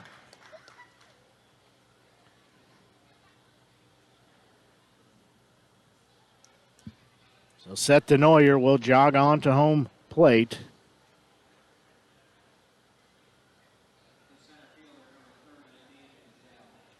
So David Dell steps in. He's center fielder for tonight. He's had a 2 RBI double and a single. He's going to hit a ball into left field, and that's just hooking foul. That was foul by about 6 inches, if not less. He had the right placement there, just hooked it. Odell gave everybody some excitement, and everybody will go back here as the base is still loaded. 1 out as we play in the top of the 5th inning. The Renegades lead 5-1. 0-1 pitch on its way. That one upstairs, ball 1. Again, that one trying to drop it in the strike zone, but just could not get it to fall. So 1 ball, 1 strike, 1 out here, bases loaded. That one inside, ball 2. Again, I can't tell, but I sure hope somebody's warming up in the bullpen for the Bombers. Can't see because it's directly behind their dugout. I don't think anybody's warming up in ours. That pitch low and outside, ball 3. Already walked in 1 run.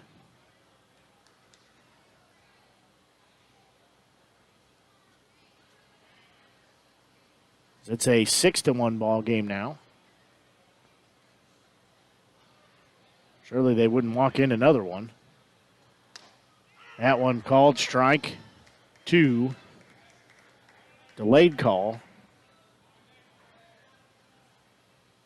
It should be scoreboard showing a 5-1 score. It should be 6-1. That pitch walked him, and another run is walked in. So Dell will jog on down to first base. And it's now a 7-1 ball game as Burton jogs in. Now Hamilton Anderson steps in. It's a 7-1 ball game. Renegades leading. Hamilton Anderson steps in. He's got bases loaded. Be a good time for him to hit one out of this ballpark. First pitch, outside, ball 1. We said this is his home ballpark. Collegiate ballpark, I guess you should say. That pitch down central, called strike 1. Still 1 out here. 2 runs have been walked home. Renegades lead 7-1. 1-1 pitch, that one downstairs. I'll take it to 2 balls and 1 strike.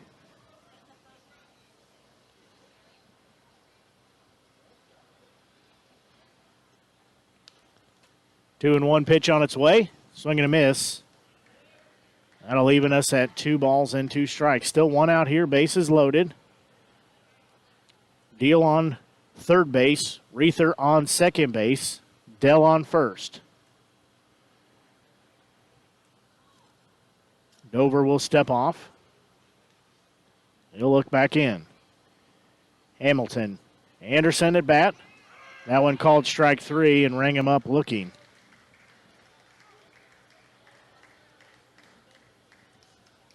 So that'll be out number 2, and Anderson cannot believe it. First baseman Carter Mice.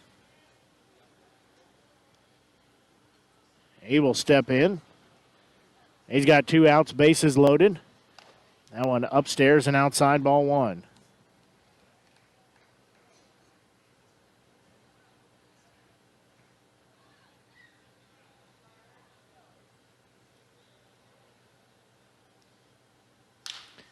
He's going to crush that one to the first baseman, who will act like he's going to throw to second and step on first. And 3 unassisted. That will be out number 3. However, there were 2 runs scored in the frame, as we'll go to the bottom of the 5th inning. Renegades now lead 7-1. We'll pause and be back. You're listening to exclusive coverage of Renegades baseball here on the Show Me Sports Network. This is my husband, Alex Hussey. Alex was about 2 weeks away from coming home. And I stopped on the bomb. Lost my legs and my left hand in an explosion. As America's veterans face challenges, DAV is there. With the right support, more veterans can reach victories, great and small. DAV helps veterans and their families get the benefits they've earned. Look at that smile! You did it! Support more victories for veterans. Go to DAV.org. As the COVID-19 vaccines become available, you may be asking yourself, should I get it? Will it help me get back to doing the things I love, like meeting friends or traveling? And can I do it without putting my family at risk? You've got questions, that's normal. So visit getvaccineanswers.org for the latest information on the COVID-19 vaccines. Getting back to the moments we miss starts with getting informed. It's up to you. A message brought to you by the Ad Council and the CDC.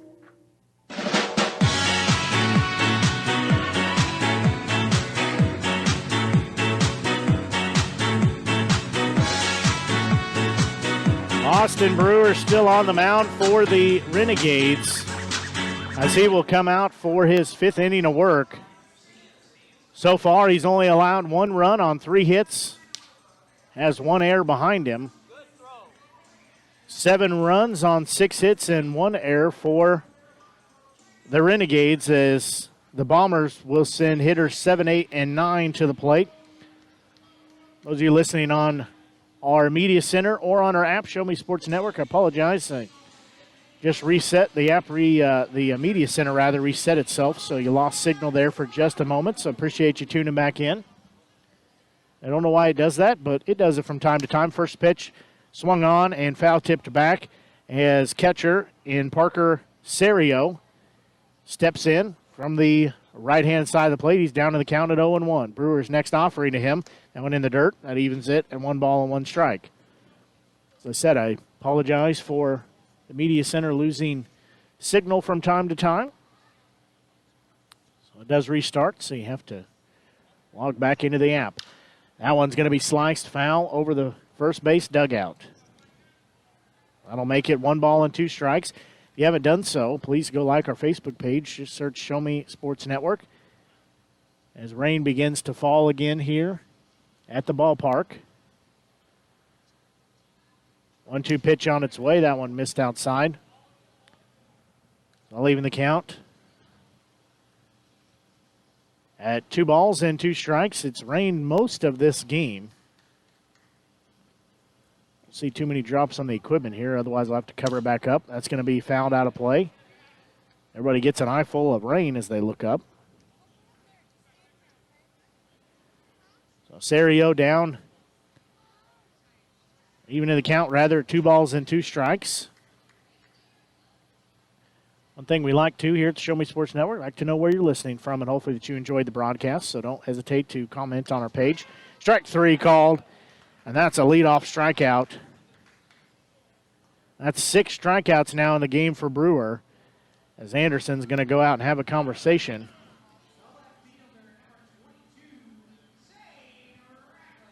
I believe that's going to be the night for Brewer, and it is, so he's going to get a good hand from his teammates as they all come out of the dugout and line up for him. As Brewer leaves the game.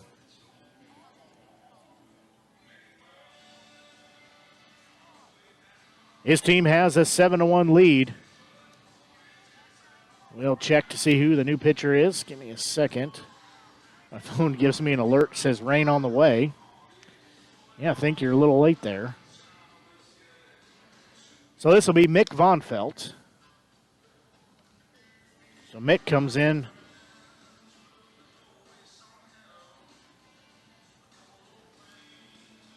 In relief here, I'll pull up his stats in just a second.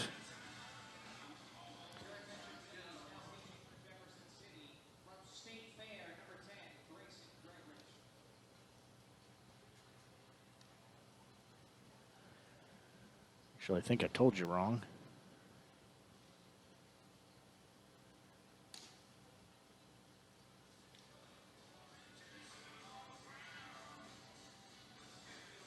I don't know if this is Eierman or Von Felt.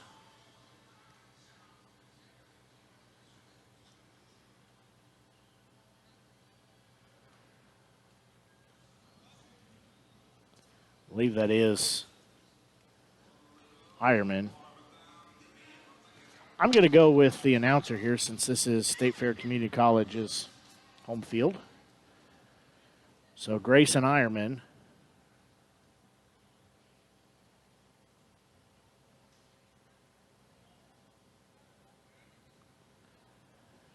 Comes in here. I'll get his line in a minute. He'll step off. As first batter he will see his left fielder, Zane Ragland. Eierman from Warsaw, Missouri, just up the road, a 6-foot, 195-pounder. He's a freshman here at State Fair Community College. First pitch, swing and a miss. Good pitch, good swing there, but could not connect was Ragland. Nope, I was right. Guess I should have went with my gut. So that is Mick Von Felt. Oh, that's what I get for listening to the hometown announcer.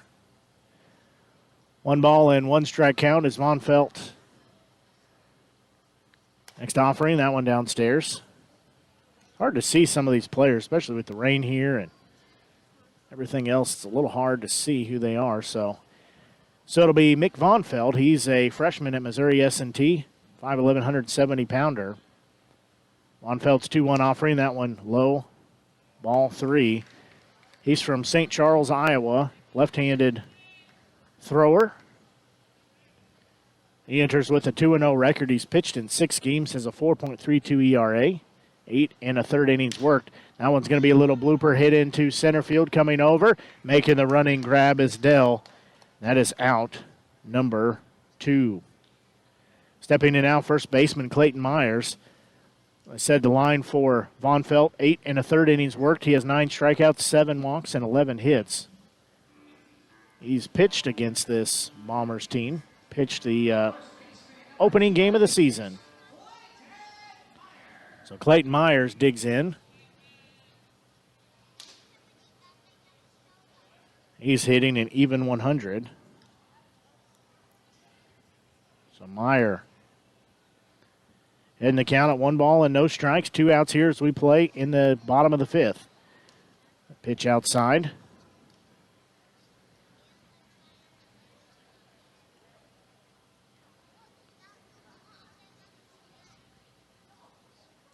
So it'll be 2 balls, no strikes, 2 outs here. Vonfeld's next pitch that's lifted high in the air to left field.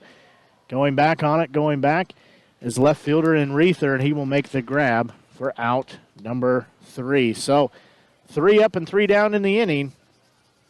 No runs, no hits, no errors, and nobody left on base. We'll go to the top of the 6th inning as you're listening to exclusive coverage of Renegades baseball here on the Show Me Sports Network. COVID-19 has changed how we live and how we feel. But now there are vaccines, and they are the first step that lets us get back to the things we miss most, like spreading the word without spreading concern, girls tripping instead of solo sipping, and talking smack with the side of mac and cheese. It's okay to have questions about COVID-19 vaccines. Now, get the facts. Visit getvaccineanswers.org so you can make an informed decision when COVID-19 vaccines are available to you. Brought to you by the Ad Council. Military life can have its challenges, but sometimes veteran life brings more. As America's veterans face challenges, DAV is there. I'm Greg Gatson, Army veteran.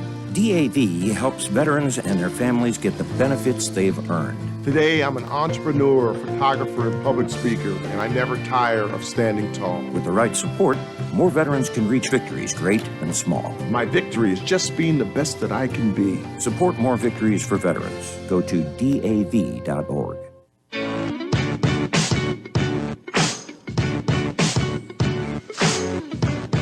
We'll go to the top of the 6th inning, still playing in the rain here at Sedalia. Zane Dover enters his 2nd inning of work after he walked 2 runs in that last inning.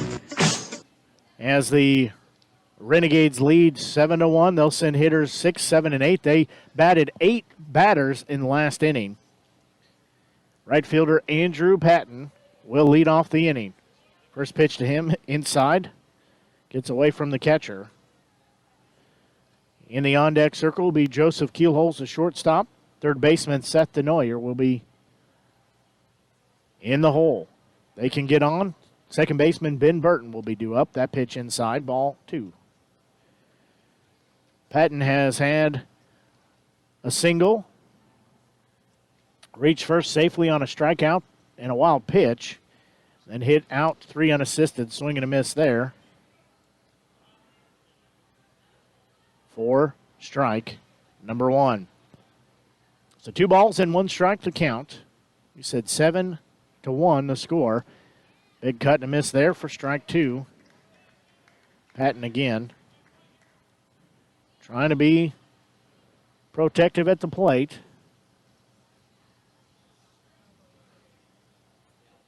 And he's going to hit a chopper, and it's going to get through, and he'll send it straight up the middle, and he'll be on first base with a leadoff single. So he leads off the top of the 6th inning with a ball hit straight up the middle. So Joseph Keelholz, the shortstop, he has had a single. He didn't end up scoring in the 2nd inning. Moved around the base path with the help of his teammates, fly out to center field, and popped out into foul territory on the 3rd baseline.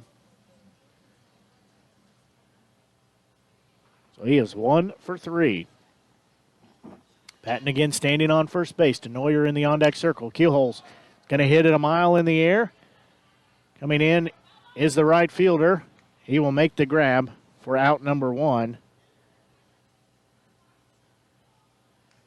Third baseman Seth DeNoyer. He's had 2 walks and a strikeout. So he will step in on the right-hand side of the plate. So DeNoyer has 1 on and 1 out. Has those 2 walks in the ball game. First pitch to him, he's going to hit a monster foul ball down the third base line. He turned on that and sent it packing. However, it goes foul. Time to cover up the equipment again. The rain continues to fall here. That one well outside. That thing bounced about 3 foot outside. So I'll take the count to 1 ball and 1 strike.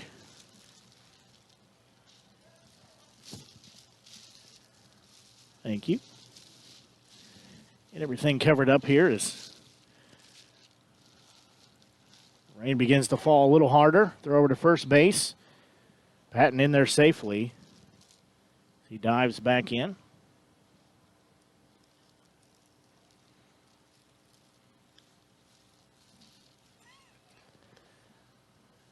That pitch downstairs. I'll take it to 2 balls and 1 strike.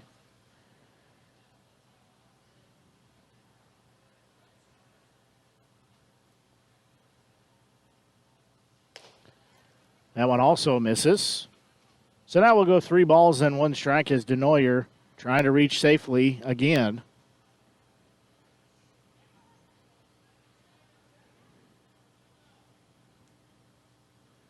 He's going to hit that one off the end of the bat to right center field.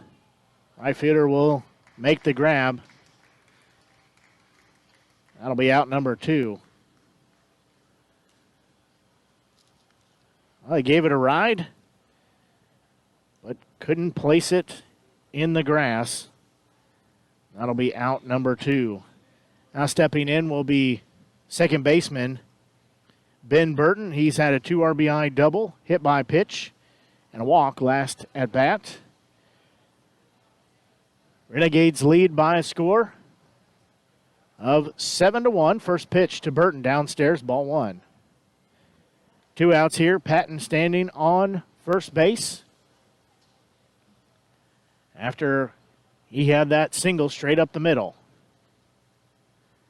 That pitch outside. So that takes it to 2 balls and no strikes.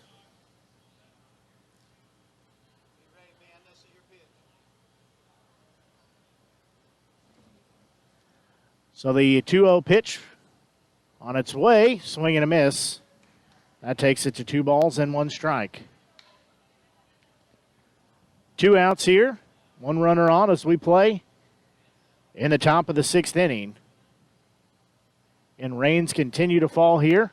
A pitch downstairs. Takes it to 3 balls and 1 strike. Rain continuing to fall here. Burton digs in. Patton on first base.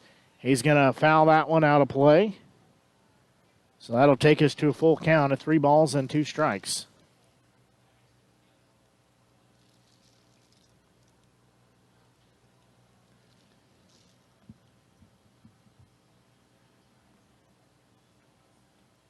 Two outs here. Burton batting in the right-handed batter's box. Runner go to second. That pitch outside. They walked him. There's the dreaded 2-out walk. Patton will go to second base. Burton will be on first base. Now we'll go back to the top of the order in Caden Deal, the designated hitter. He's had a walk, a strikeout, a walk, and legged out a single his last time up. That one in the dirt.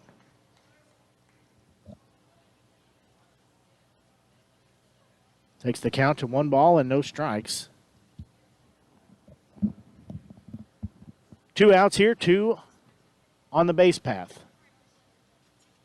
It's Patton at second, Burton at first base. That one downstairs. That makes it a 2-0 count.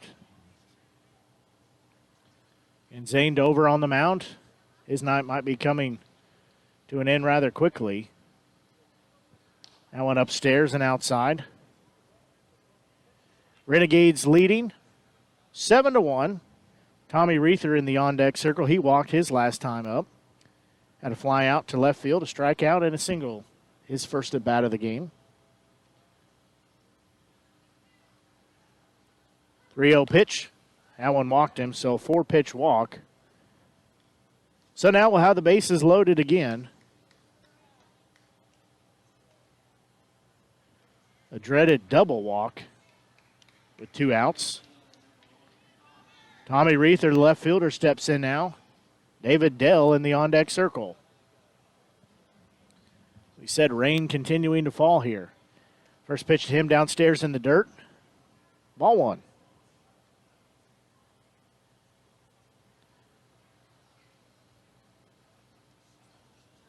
Dover doesn't like that ball. He wants a different one.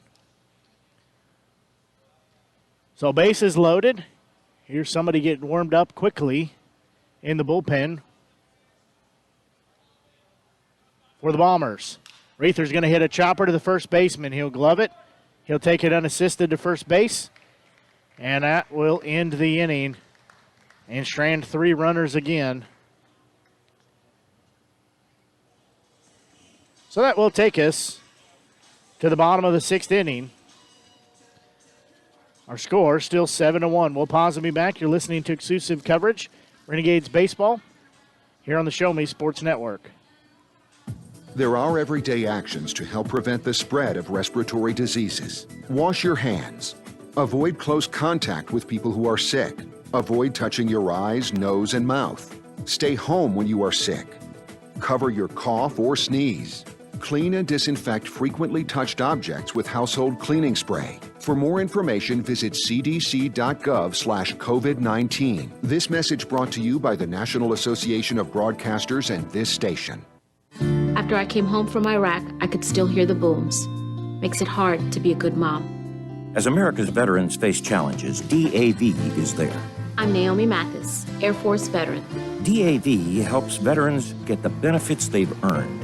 Thanks to DAV, I was able to begin to heal. With the right support, more veterans can reach victories, great and small. My victory is being able to be here for my children. Support more victories for veterans. Go to DAV.org.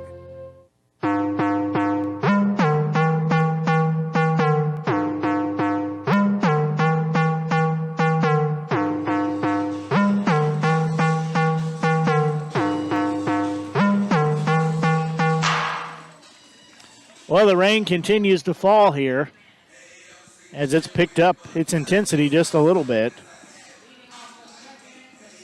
Starting to splash down on everything as we'll go back to the top of the order.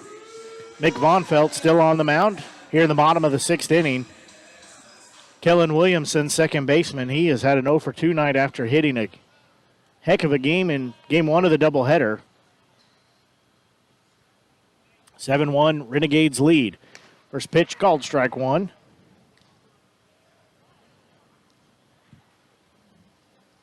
Williamson was hitting a good clip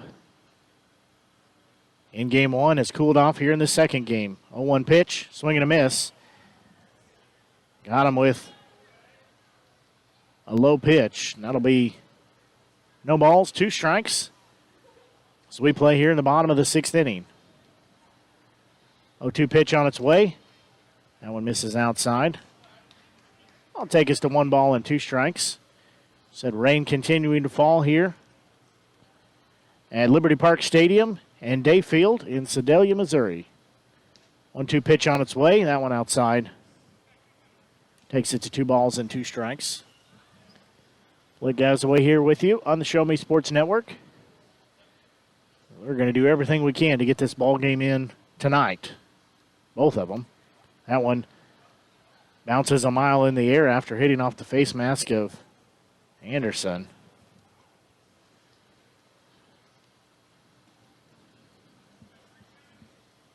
Due to the rain, that started on Friday and the projected rain this week. They're trying everything they can to get these games in.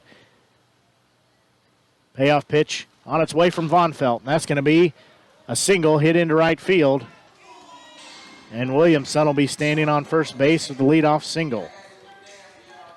Center fielder Gideon Antle, he has the only run for the Bombers as he went yard on his first at bat, the third pitch of the game. He took it over the left field wall, 335 feet. We'll have one on and nobody out. Swanfeld will go through the stretch now. First pitch inside, ball one.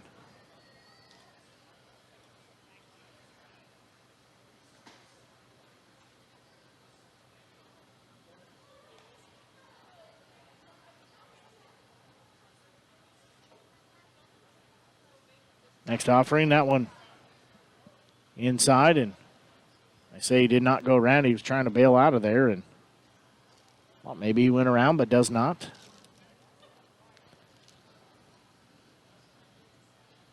So 2 balls, no strikes, Antle at bat. In a rainy evening in Sedalia. That one inside. Renegades have 7 runs on 7 hits and 1 error. Bombers have 1 run on 4 hits and 1 error. So we play here in the bottom of the 6th. In this 7-inning, game 2 of our doubleheader. 3-0 pitch on its way. That one's going to be sliced foul. They go out of play over the first base dugout. That's where the Renegades are. I love a rainy night, but not during Mink League baseball season. At least not when the Renegades are supposed to play. Throw it to first base. Mai's able to dig it out. So 3 balls, 1 strike to count, nobody out here. Williamson standing on first base with the leadoff single. 3-1 pitch.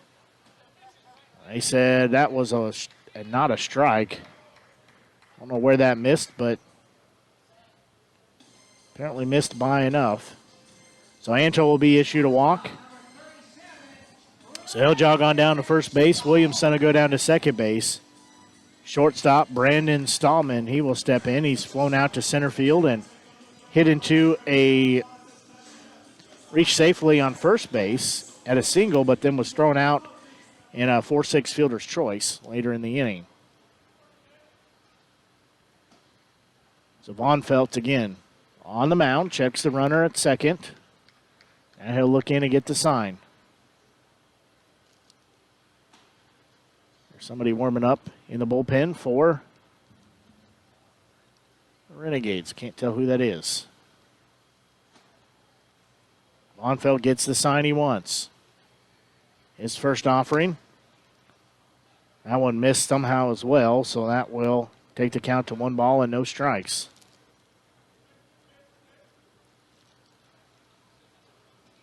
Don't know how it's missing, but somewhere it is. 6-run lead for the Renegades at 7-1.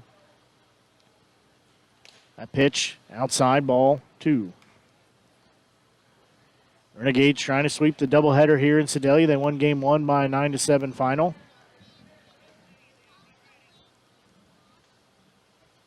Looking to win game 2.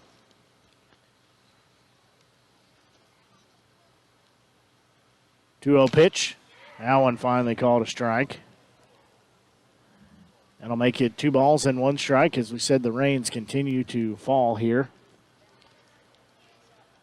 Hear it bouncing off of the covering I have on my equipment. That one downstairs. I'll take it to 3 balls and 1 strike. Does look like the rain is going to be set in for quite a while.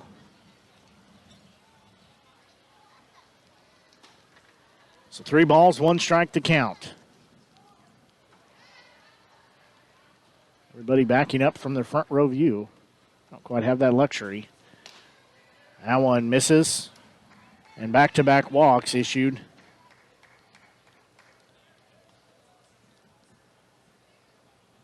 Bonfeld having some control issues. We're going to have a conversation on the mound here. Give me a second to make sure everything is covered up.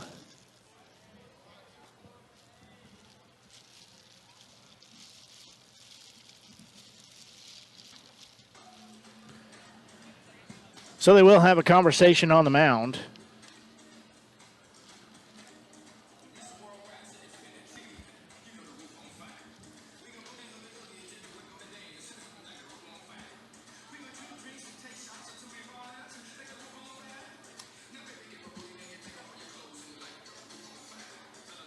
Check the other scores here in the Mink League. It's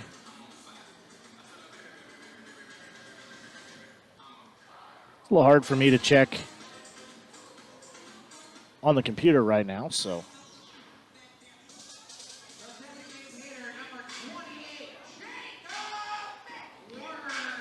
So Jacob McWhirter, the designated hitter, he will step in. He has the bases loaded, nobody out here. Her back-to-back walks and a leadoff single. First pitch in there for called strike.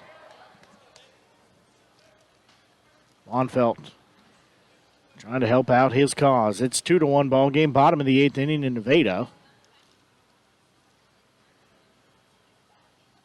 Bonfeld will step off. He has the bases loaded here. Facing Jacob McWhirter, the designated hitter, has 2 strikeouts in the game so far in his 2 at-bats. 1 swinging, 1 looking. A 1 pitch. That one's going to be sliced. Denoyer running over to get it from third base. He's going to make a slide, but cannot come down with it. Good hustle on his part as he slides down and cannot come up with the baseball.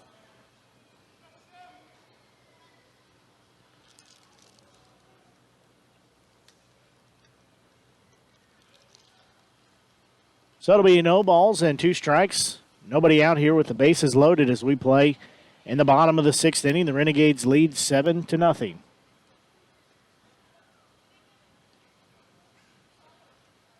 That one in there for called strike 3. So that'll be the first down of the inning. Now that puts the double play in effect. And the Renegades could get out of this inning with a ground ball here. Get out with a double play and have no damage done after having the bases loaded with no outs. Right fielder Brandon DeSonia steps in. He reached safely on a fielder's choice. Had a double and was caught stealing. First pitch to him upstairs inside, ball 1. Bonfeld would like to hit into a double play, get out of this inning, and go into the 7th inning. His team leading by 6 at 7-1. 1 ball, no strikes. Bonfeld's next offering, that one downstairs. That takes it to 2 balls and no strikes. As I said, everybody in the front row with me has moved back because of the rain. Continues to fall here. Looks like it is going to do so for a while. That one downstairs. Anderson comes up looking down third base. Throws that ball out of play.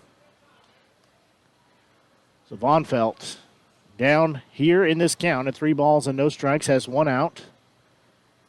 Trying to protect this 6-run lead the Renegades have. 3-0 pitch. That one walked him, and that will walk in a run.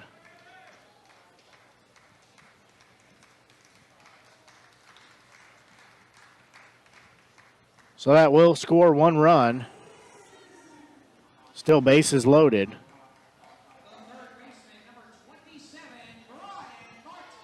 Brian Martinez, the third baseman, is going to come in, and that might be the night. That is going to be Bonfeld's evening. So he is going to exit the ball game. And we're going to have a new pitcher in the game. Give me a second here. Let me get everything uncovered. I'll give you the information on him real quick.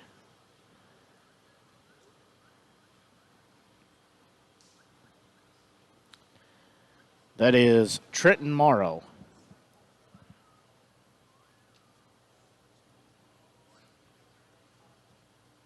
So Morrow steps into the game now. 3rd innings, has 4 strikeouts, 4 walks, and 19 hits gives him an ERA of 10.60. He comes on here trying to work out of this bases loaded jam after one run has been scored. Still a 2-1 ball game, bottom of the 8th inning in Nevada. Chillicothe Mudcats at Lions Stadium in Nevada. First our ball game here, 7-2. So Morrow comes in here in relief. Third baseman Brian Martinez. He has a strikeout and hit into a 5-3 putout in his 2 at-bats. Has the bases loaded here, 1 out as we play in the bottom of the 6th inning. Rain again continuing to fall. Morrow's first offering downstairs, ball 1.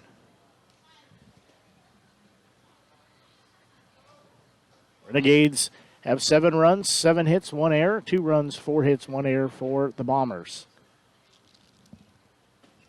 Morrow's next offering on its way. That one downstairs. Takes it to 2 balls and no strikes. So both teams issuing some free runs.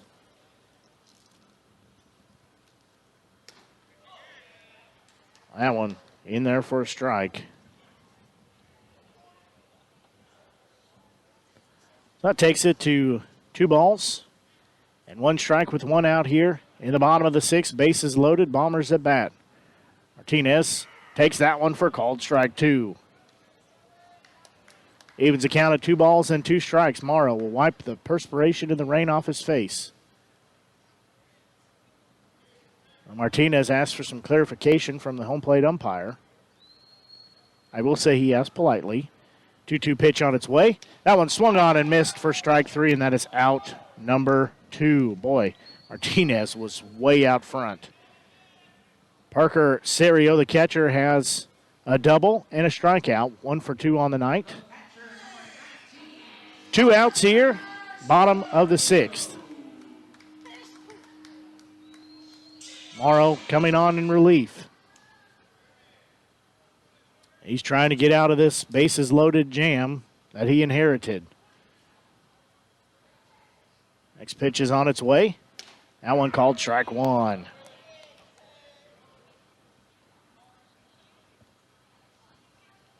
Morrow looking pretty good so far.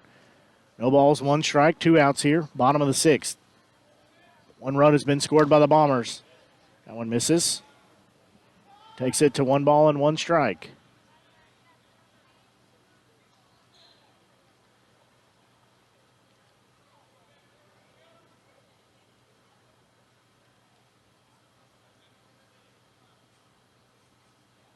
One pitch. That one's fouled out of play, so that'll put Serio down in the count of 1 ball and 2 strikes. Morrow looking for 1 more strike. Gonna toss that baseball back, try to get another one. Says that one is good. So Morrow trying to get 1 more strike, and we'll go to the top of the 7th in our 7-inning contest in Game 2 of this doubleheader. Next pitch on its way. That one bounces. We're going to have a play at the plate as ball's going to get away from Anderson. And they'll have 1 run scored on a wild pitch. Anto will score on a wild pitch.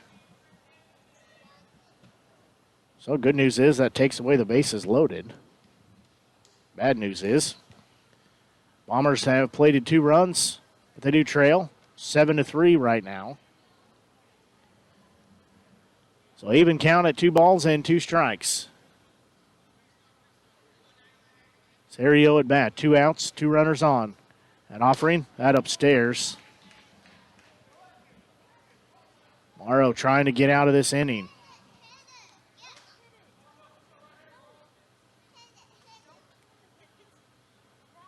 Full count payoff pitch.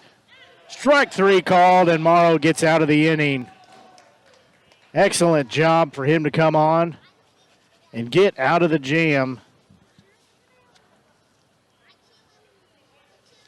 There were 2 runs, no hits, no errors, and 2 left on base. We'll go 2. The top of the 7th inning. As the Renegades lead 7-3, we'll pause and be back. You're listening to exclusive coverage Renegades baseball here on the Show Me Sports Network. I left the military with a traumatic brain injury. I came home to fight depression, anxiety, and alcohol. As America's veterans face challenges, DAV is there. I'm Adam Greathouse, Army veteran. DAV helps veterans get the benefits they've earned. With DAV's help, I've built a new life for myself. With the right support, more veterans can reach victories, great and small. My victory is just experiencing life. Support more victories for veterans. Go to DAV.org. To me, the most important thing about being in the human race isn't winning. It's participating, living life to the fullest, emphasis on living. This is what makes life, life. Yet how much of life are we willing to miss out on? Untreated hearing loss affects our mobility. It increases the risk of falls by 50%. Good hearing health is essential to staying engaged and doing what we love. Hear well and stay vital. Get a hearing health check every year. Go to the top of the 7th inning. This should be the last inning of regulation, at least in our 7 innings scheduled in both of these doubleheaders, as the Bombers were unable to capitalize on those bases loaded in the bottom of the 6th inning. Renegades will send hitters 3, 4, and 5 to the plate. That's David Dell, Hamilton Anderson, and Carter Mize. Renegades lead 7-3. You have a new pitcher in on the mound. That's Jeffrey Goodson. So he is on the mound for the Bombers. Don't have his stats. As I said, the rain continues to fall here, so I have everything covered up. But we're still on the air. That's the most important part. So David Dell steps in. He's had a walk, a single, and a double with 2 RBIs and a fly out. The first baseman, first pitch to him. Ball misses. So he'll be heading the count at 1 ball and no strikes. So we said his team leading. The Renegades 7-3, looking to sweep this doubleheader here at Sedalia. A pitch downstairs. I will say, too, that we say the sweep of the doubleheader, but it has been a tough day and night for both teams here at the ballpark because it has rained most of both games. 2-0 pitch, that one outside. Ball 3. Has let up. Raining just a little bit, but it is still coming down at a decent clip. 3 balls, no strikes to Dell. That one walked him. So he'll have a leadoff walk. Catcher Hamilton Anderson will walk to the plate. He's 0 for 3 tonight. 3 strikeouts. Does have a walk to his credit. Anderson, last week's Mink League Player of the Week, had those 4 home runs, including 2 in 1 game. Runner on first, a pitch inside. I'll go for ball 1. Anderson had to step out of the way of it. Serio doing a nice job of going out and getting that ball. Still on his pitcher, throw it here. Here's the strike zone. So Goodson looks in. His 1-0 offering. That one misses inside. Ball 2. So far he's thrown 6 pitches. All 6 have not been in the strike zone.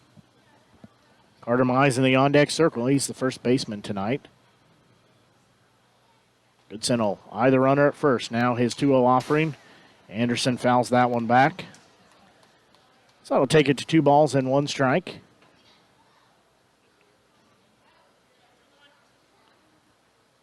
Goodson will look the runner on first. That's Dell after he took a leadoff walk. Next offering, that one in the dirt. Dell will not go down to second base. It didn't get very far from the catcher. They'll throw that ball over to the dugout and exchange it out for a fresh baseball from the home plate umpire.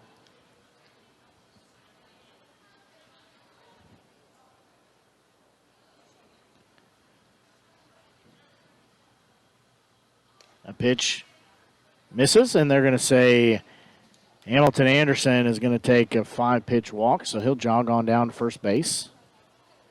Both these two teams having very similar frames. First baseman Carter Mize will step in. He has 2 strikeouts, a hit by pitch, and hit into a hard out on a line drive. Bouncing ball to the first baseman and a 3 unassisted. 2 on, nobody out here. He'll show bunt. Take it for strike 1. But he's warming up down in the bullpen for the Renegades. No balls, 1 strike. No outs here, 2 runners on. The Renegades lead 7-3. Dell on second base. He gets a long look in from Goodson. There's the next pitch. That one fouled off. Mize is down to the count at 0-2. Hamilton Anderson at first base. They'll both take a decent lead. No balls, 2 strikes. Goodson looks the runner back at second. So 2 pitch and a high fly ball hit towards left field. Left fielder going over. About 6 steps and he'll make the grab. That'll be out number 1. Mize gave it a ride but couldn't leave the ballpark. Right fielder Andrew Patton, he'll step in. He has 2 singles. Had a strikeout in the dirt on a wild pitch, and he was able to reach first safely and then had a 3 unassisted out. This will be his 5th at bat. 2 on, 1 out here as we play in the top of the 7th. In this second game of our doubleheader. Goodson, first offering, big cut and a miss there. Patton's going to wipe his hands off and work the pine tar a little bit. The bat was a little slippery in his hands.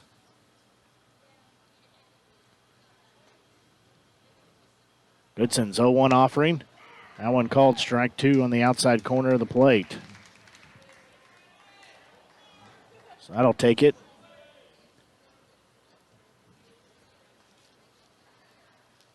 So no balls and 2 strikes.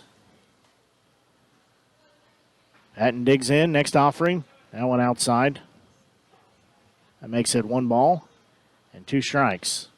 1 out here in the top of the 7th inning. Renegades lead 7-3. They have 7 hits and 1 error, just 4 hits and 1 error for the Bombers. We play at Liberty Park Stadium, Dayfield here in Sedalia.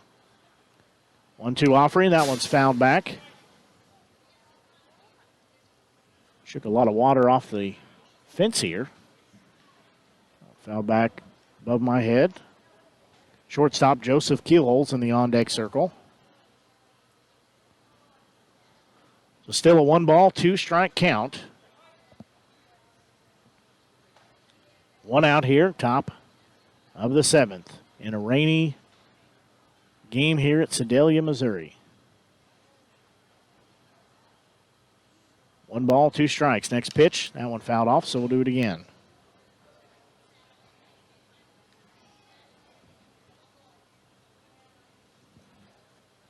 Jeffrey Goodson in to work this inning.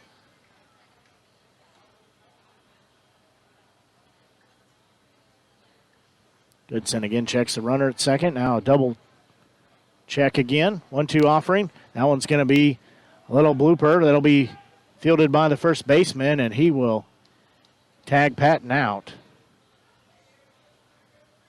Patton took an awkward slide, but he was trying to get around that tag, but that'll be out number 2. That's 3 unassisted. But it will move the runners to second and third.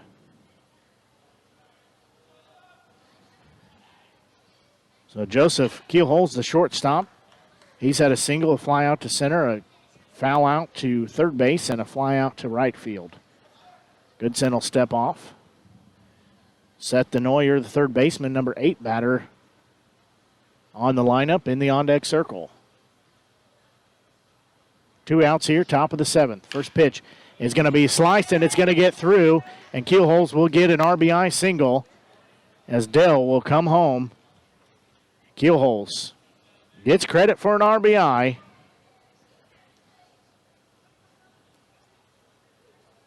And now we'll have runners on first and third with 2 outs as Seth Denoyer steps in. He's had 2 walks, a strikeout, and a fly out to right field. The Denoy are playing third base here in both of these games in the doubleheader. So Denoyer will come to bat here. It's now an 8-3 ball game.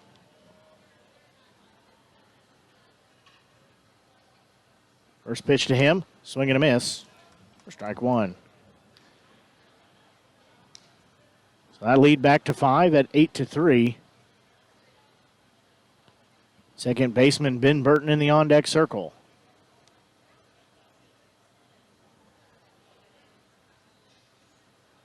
No balls, one strike to count. Next pitch, that one in the dirt. Not far enough for anybody to advance. I'll leave the count at 1 ball and 1 strike. Renegades lead and added 2. It's now back to 5 at 8-3. Like to put as many insurance runs as they can, as they had a decent lead, but only ended up winning game 1 by a final of 9-7. 8-3 score right now. A pitch outside. So that makes it 2 balls and 1 strike. We said we play in the rain here at Liberty Park Stadium in Dayfield.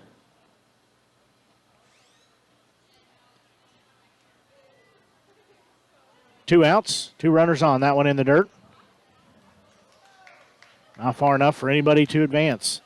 Anderson on third base. Over on first base is Keelholz. Denoyer heading the count at 3 balls and 1 strike. 2 outs here. The top of the 7th. Next offering to him downstairs, walked him. So he takes his third free base of the night.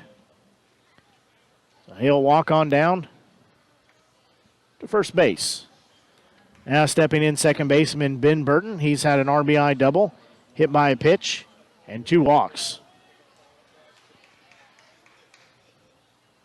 In the on-deck circle will be Caden Deal if we can get that far. Bases loaded, 2 outs here, top of the 7th. Burton at bat. First pitch to him, called strike 1.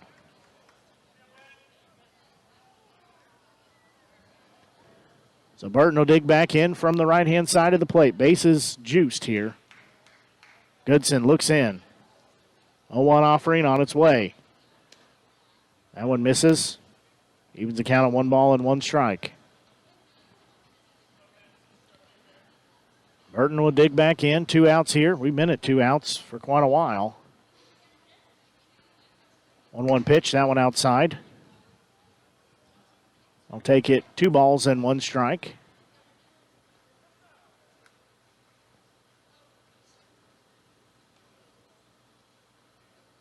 Goodson looks in, gets the sign.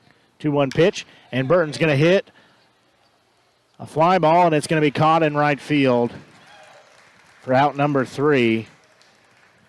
And he tried to line it out, but just couldn't get it to drop. That will again leave the bases stranded. But they were able to get 1 run. They did have 1 hit and no errors. And they added that lead. It's now back to a 5-run lead at 8-3. We'll pause and come back for the bottom of the 7th inning as you're listening to exclusive coverage of Renegades baseball here on the Show Me Sports Network. Crooked teeth may embarrass kids whose families can't afford braces, and trying to fix their teeth themselves can make things worse. Luckily, there's Donated Orthodontic Services, a program from the American Association of Orthodontists. For children and teens who qualify and are matched with a volunteer orthodontist, treatment can be life-changing and help them smile with confidence. Learn more at aaoinfo.org. Extinction is forever. To save America's most iconic and imperiled species from extinction, we must fight for their future. Fight to save the natural lands that wildlife call home. Fight to limit pollution. Fight for smart development. Fight for their future. And fight for ours. For so goes nature, so goes us. Down to their last 3 outs. They've got a 5-run deficit. They'll send hitters 8, 9, and 1 to the plate. Still on the mound will be Trenton Morrow.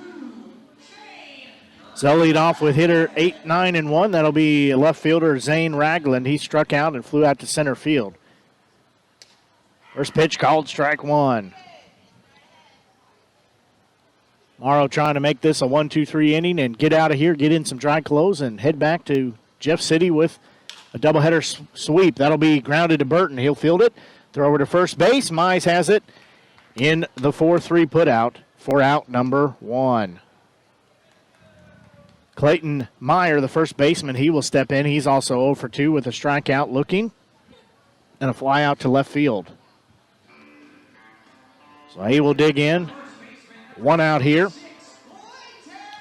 Again, the Bombers down to their last 2 outs.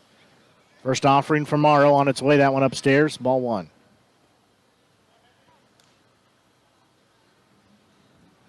I know I can speak for the players on both teams as would really like to get out of this rain, and I'm not even sitting in it.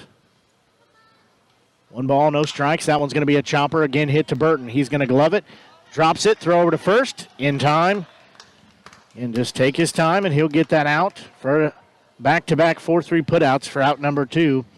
Now we'll go to the top of the lineup, second baseman Kellum Williamson.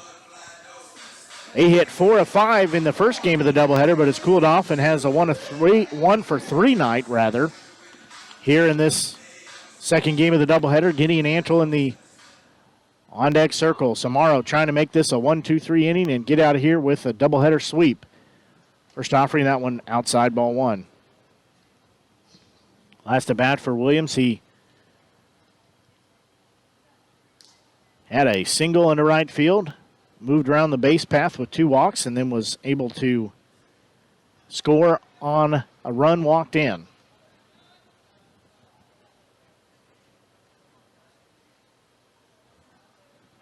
Swing and a miss. Threw the heater by him there, and that evens the count at 1-1. 2 outs here. Morrow trying to get the final out of the game. That pitch upstairs, outside. That takes it to 2 balls and 1 strike. 2 outs here as we play bottom of the 7th inning. Down to the last out are the Bombers. 2-1 pitch. That one called strike 2. Now it even counted 2 balls and 2 strikes. And again, Bombers down to their last strike. So it is a 2-2 count. Morrow trying to make it a 1-2-3 inning and get out of here and head back with a 2-game win streak. 2-2 pitch. That one fouled off. Had caught Hamilton in the face mask. You can say he's okay. We've seen some perils tonight as we had to delay in the first game as pitch outside the zone hit the batter, hit the catcher, and hit the home plate umpire, who ended up having to go to the emergency room as he had a golf ball-sized knot on his middle knuckle of his left hand. So 2-2 pitch with 2 outs on its way, and a chopper that's going to be hit to Mize. He'll field it. He'll race to the bag, tag him, and that'll be our ball game, as that'll be unassisted at first base. And that will be a final as the Renegades 8 and the Bombers 3. So the Renegades move on to 9-10 on the season. The Bombers fall to 10-9 on the season. Most importantly, this should put the Renegades back. They were 3 games back when they started the afternoon, and after the close of tonight's game, they should be down to just a 1-game lead between first place, and then we'll have to see how the Nevada game shakes out. But they have helped out their cause. They get the doubleheader sweep here at Sedalia. And I got to say, my hat's off to both of these teams, as it has rained pretty much nonstop all day. And they played through the rain and didn't complain about it. So both of them, hats off to both squads. as I said, playing through the rain.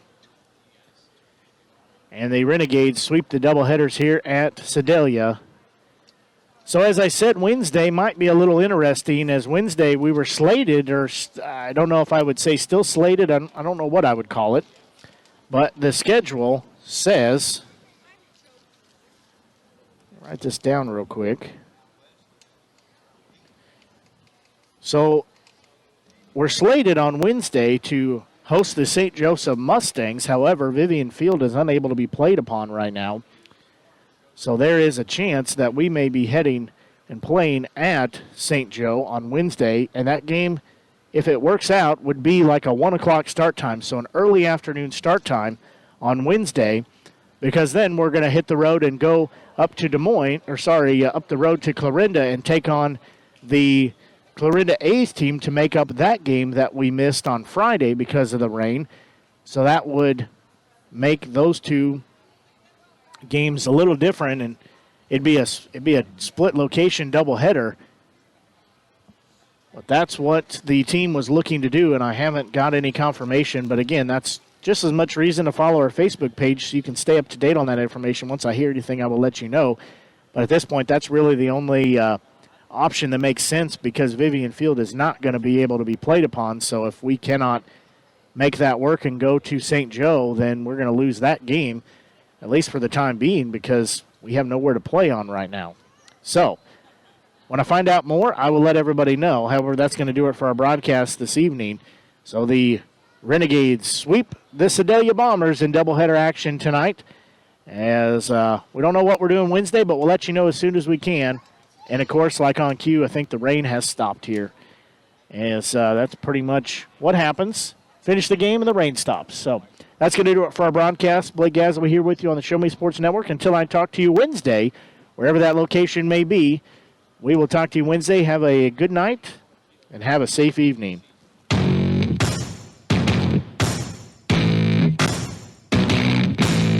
You've been listening to the best game coverage in the Mink League on the exclusive home for Jefferson City Renegades Baseball, the Show Me Sports Network, and the Renegades Radio Network. Blake Gazaway, Grayson Smith, and the broadcast crew are the guys that know your Renegades the best. Exclusive coverage of Jefferson City Renegades Baseball has been brought to you by Centurion Communications, Batteries Plus Bulbs, Avon with Michelle Carty, Storm Pro Contractors, Mossy Oak Properties, Law Office of Russ Swanigan, River Oak Christian Academy, Kathy Rush Remax Realty, Eddie Gaydell Society, Joe Mockins Ford, Riley Automotive, Southwest Dental, Canterbury Hill Winery, The Dugout Sports Cars, Edward Jones, Central Bank, Farmers Insurance, Animal Medical Center, Downtown Chiropractic Clinic, Jefferson Bank, BE Renewed LLC, Poncheros, State Tech College of Missouri, MFA, and Han Custom Laser Engraving LLC.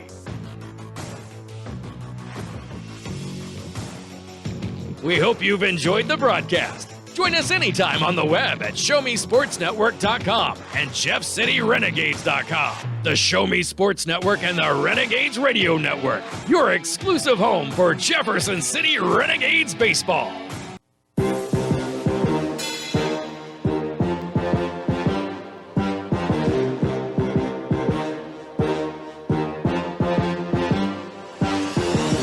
Serving fans throughout the Midwest and even more around the world, this is the Show Me Sports Network. The preceding was an exclusive broadcast property presentation of the Show Me Sports Network and was a high-fidelity all-digital broadcast. This broadcast is copyright by the Show Me Sports Network for the private use of our audience. Any other use of this broadcast without the Show Me Sports Network's written consent is prohibited.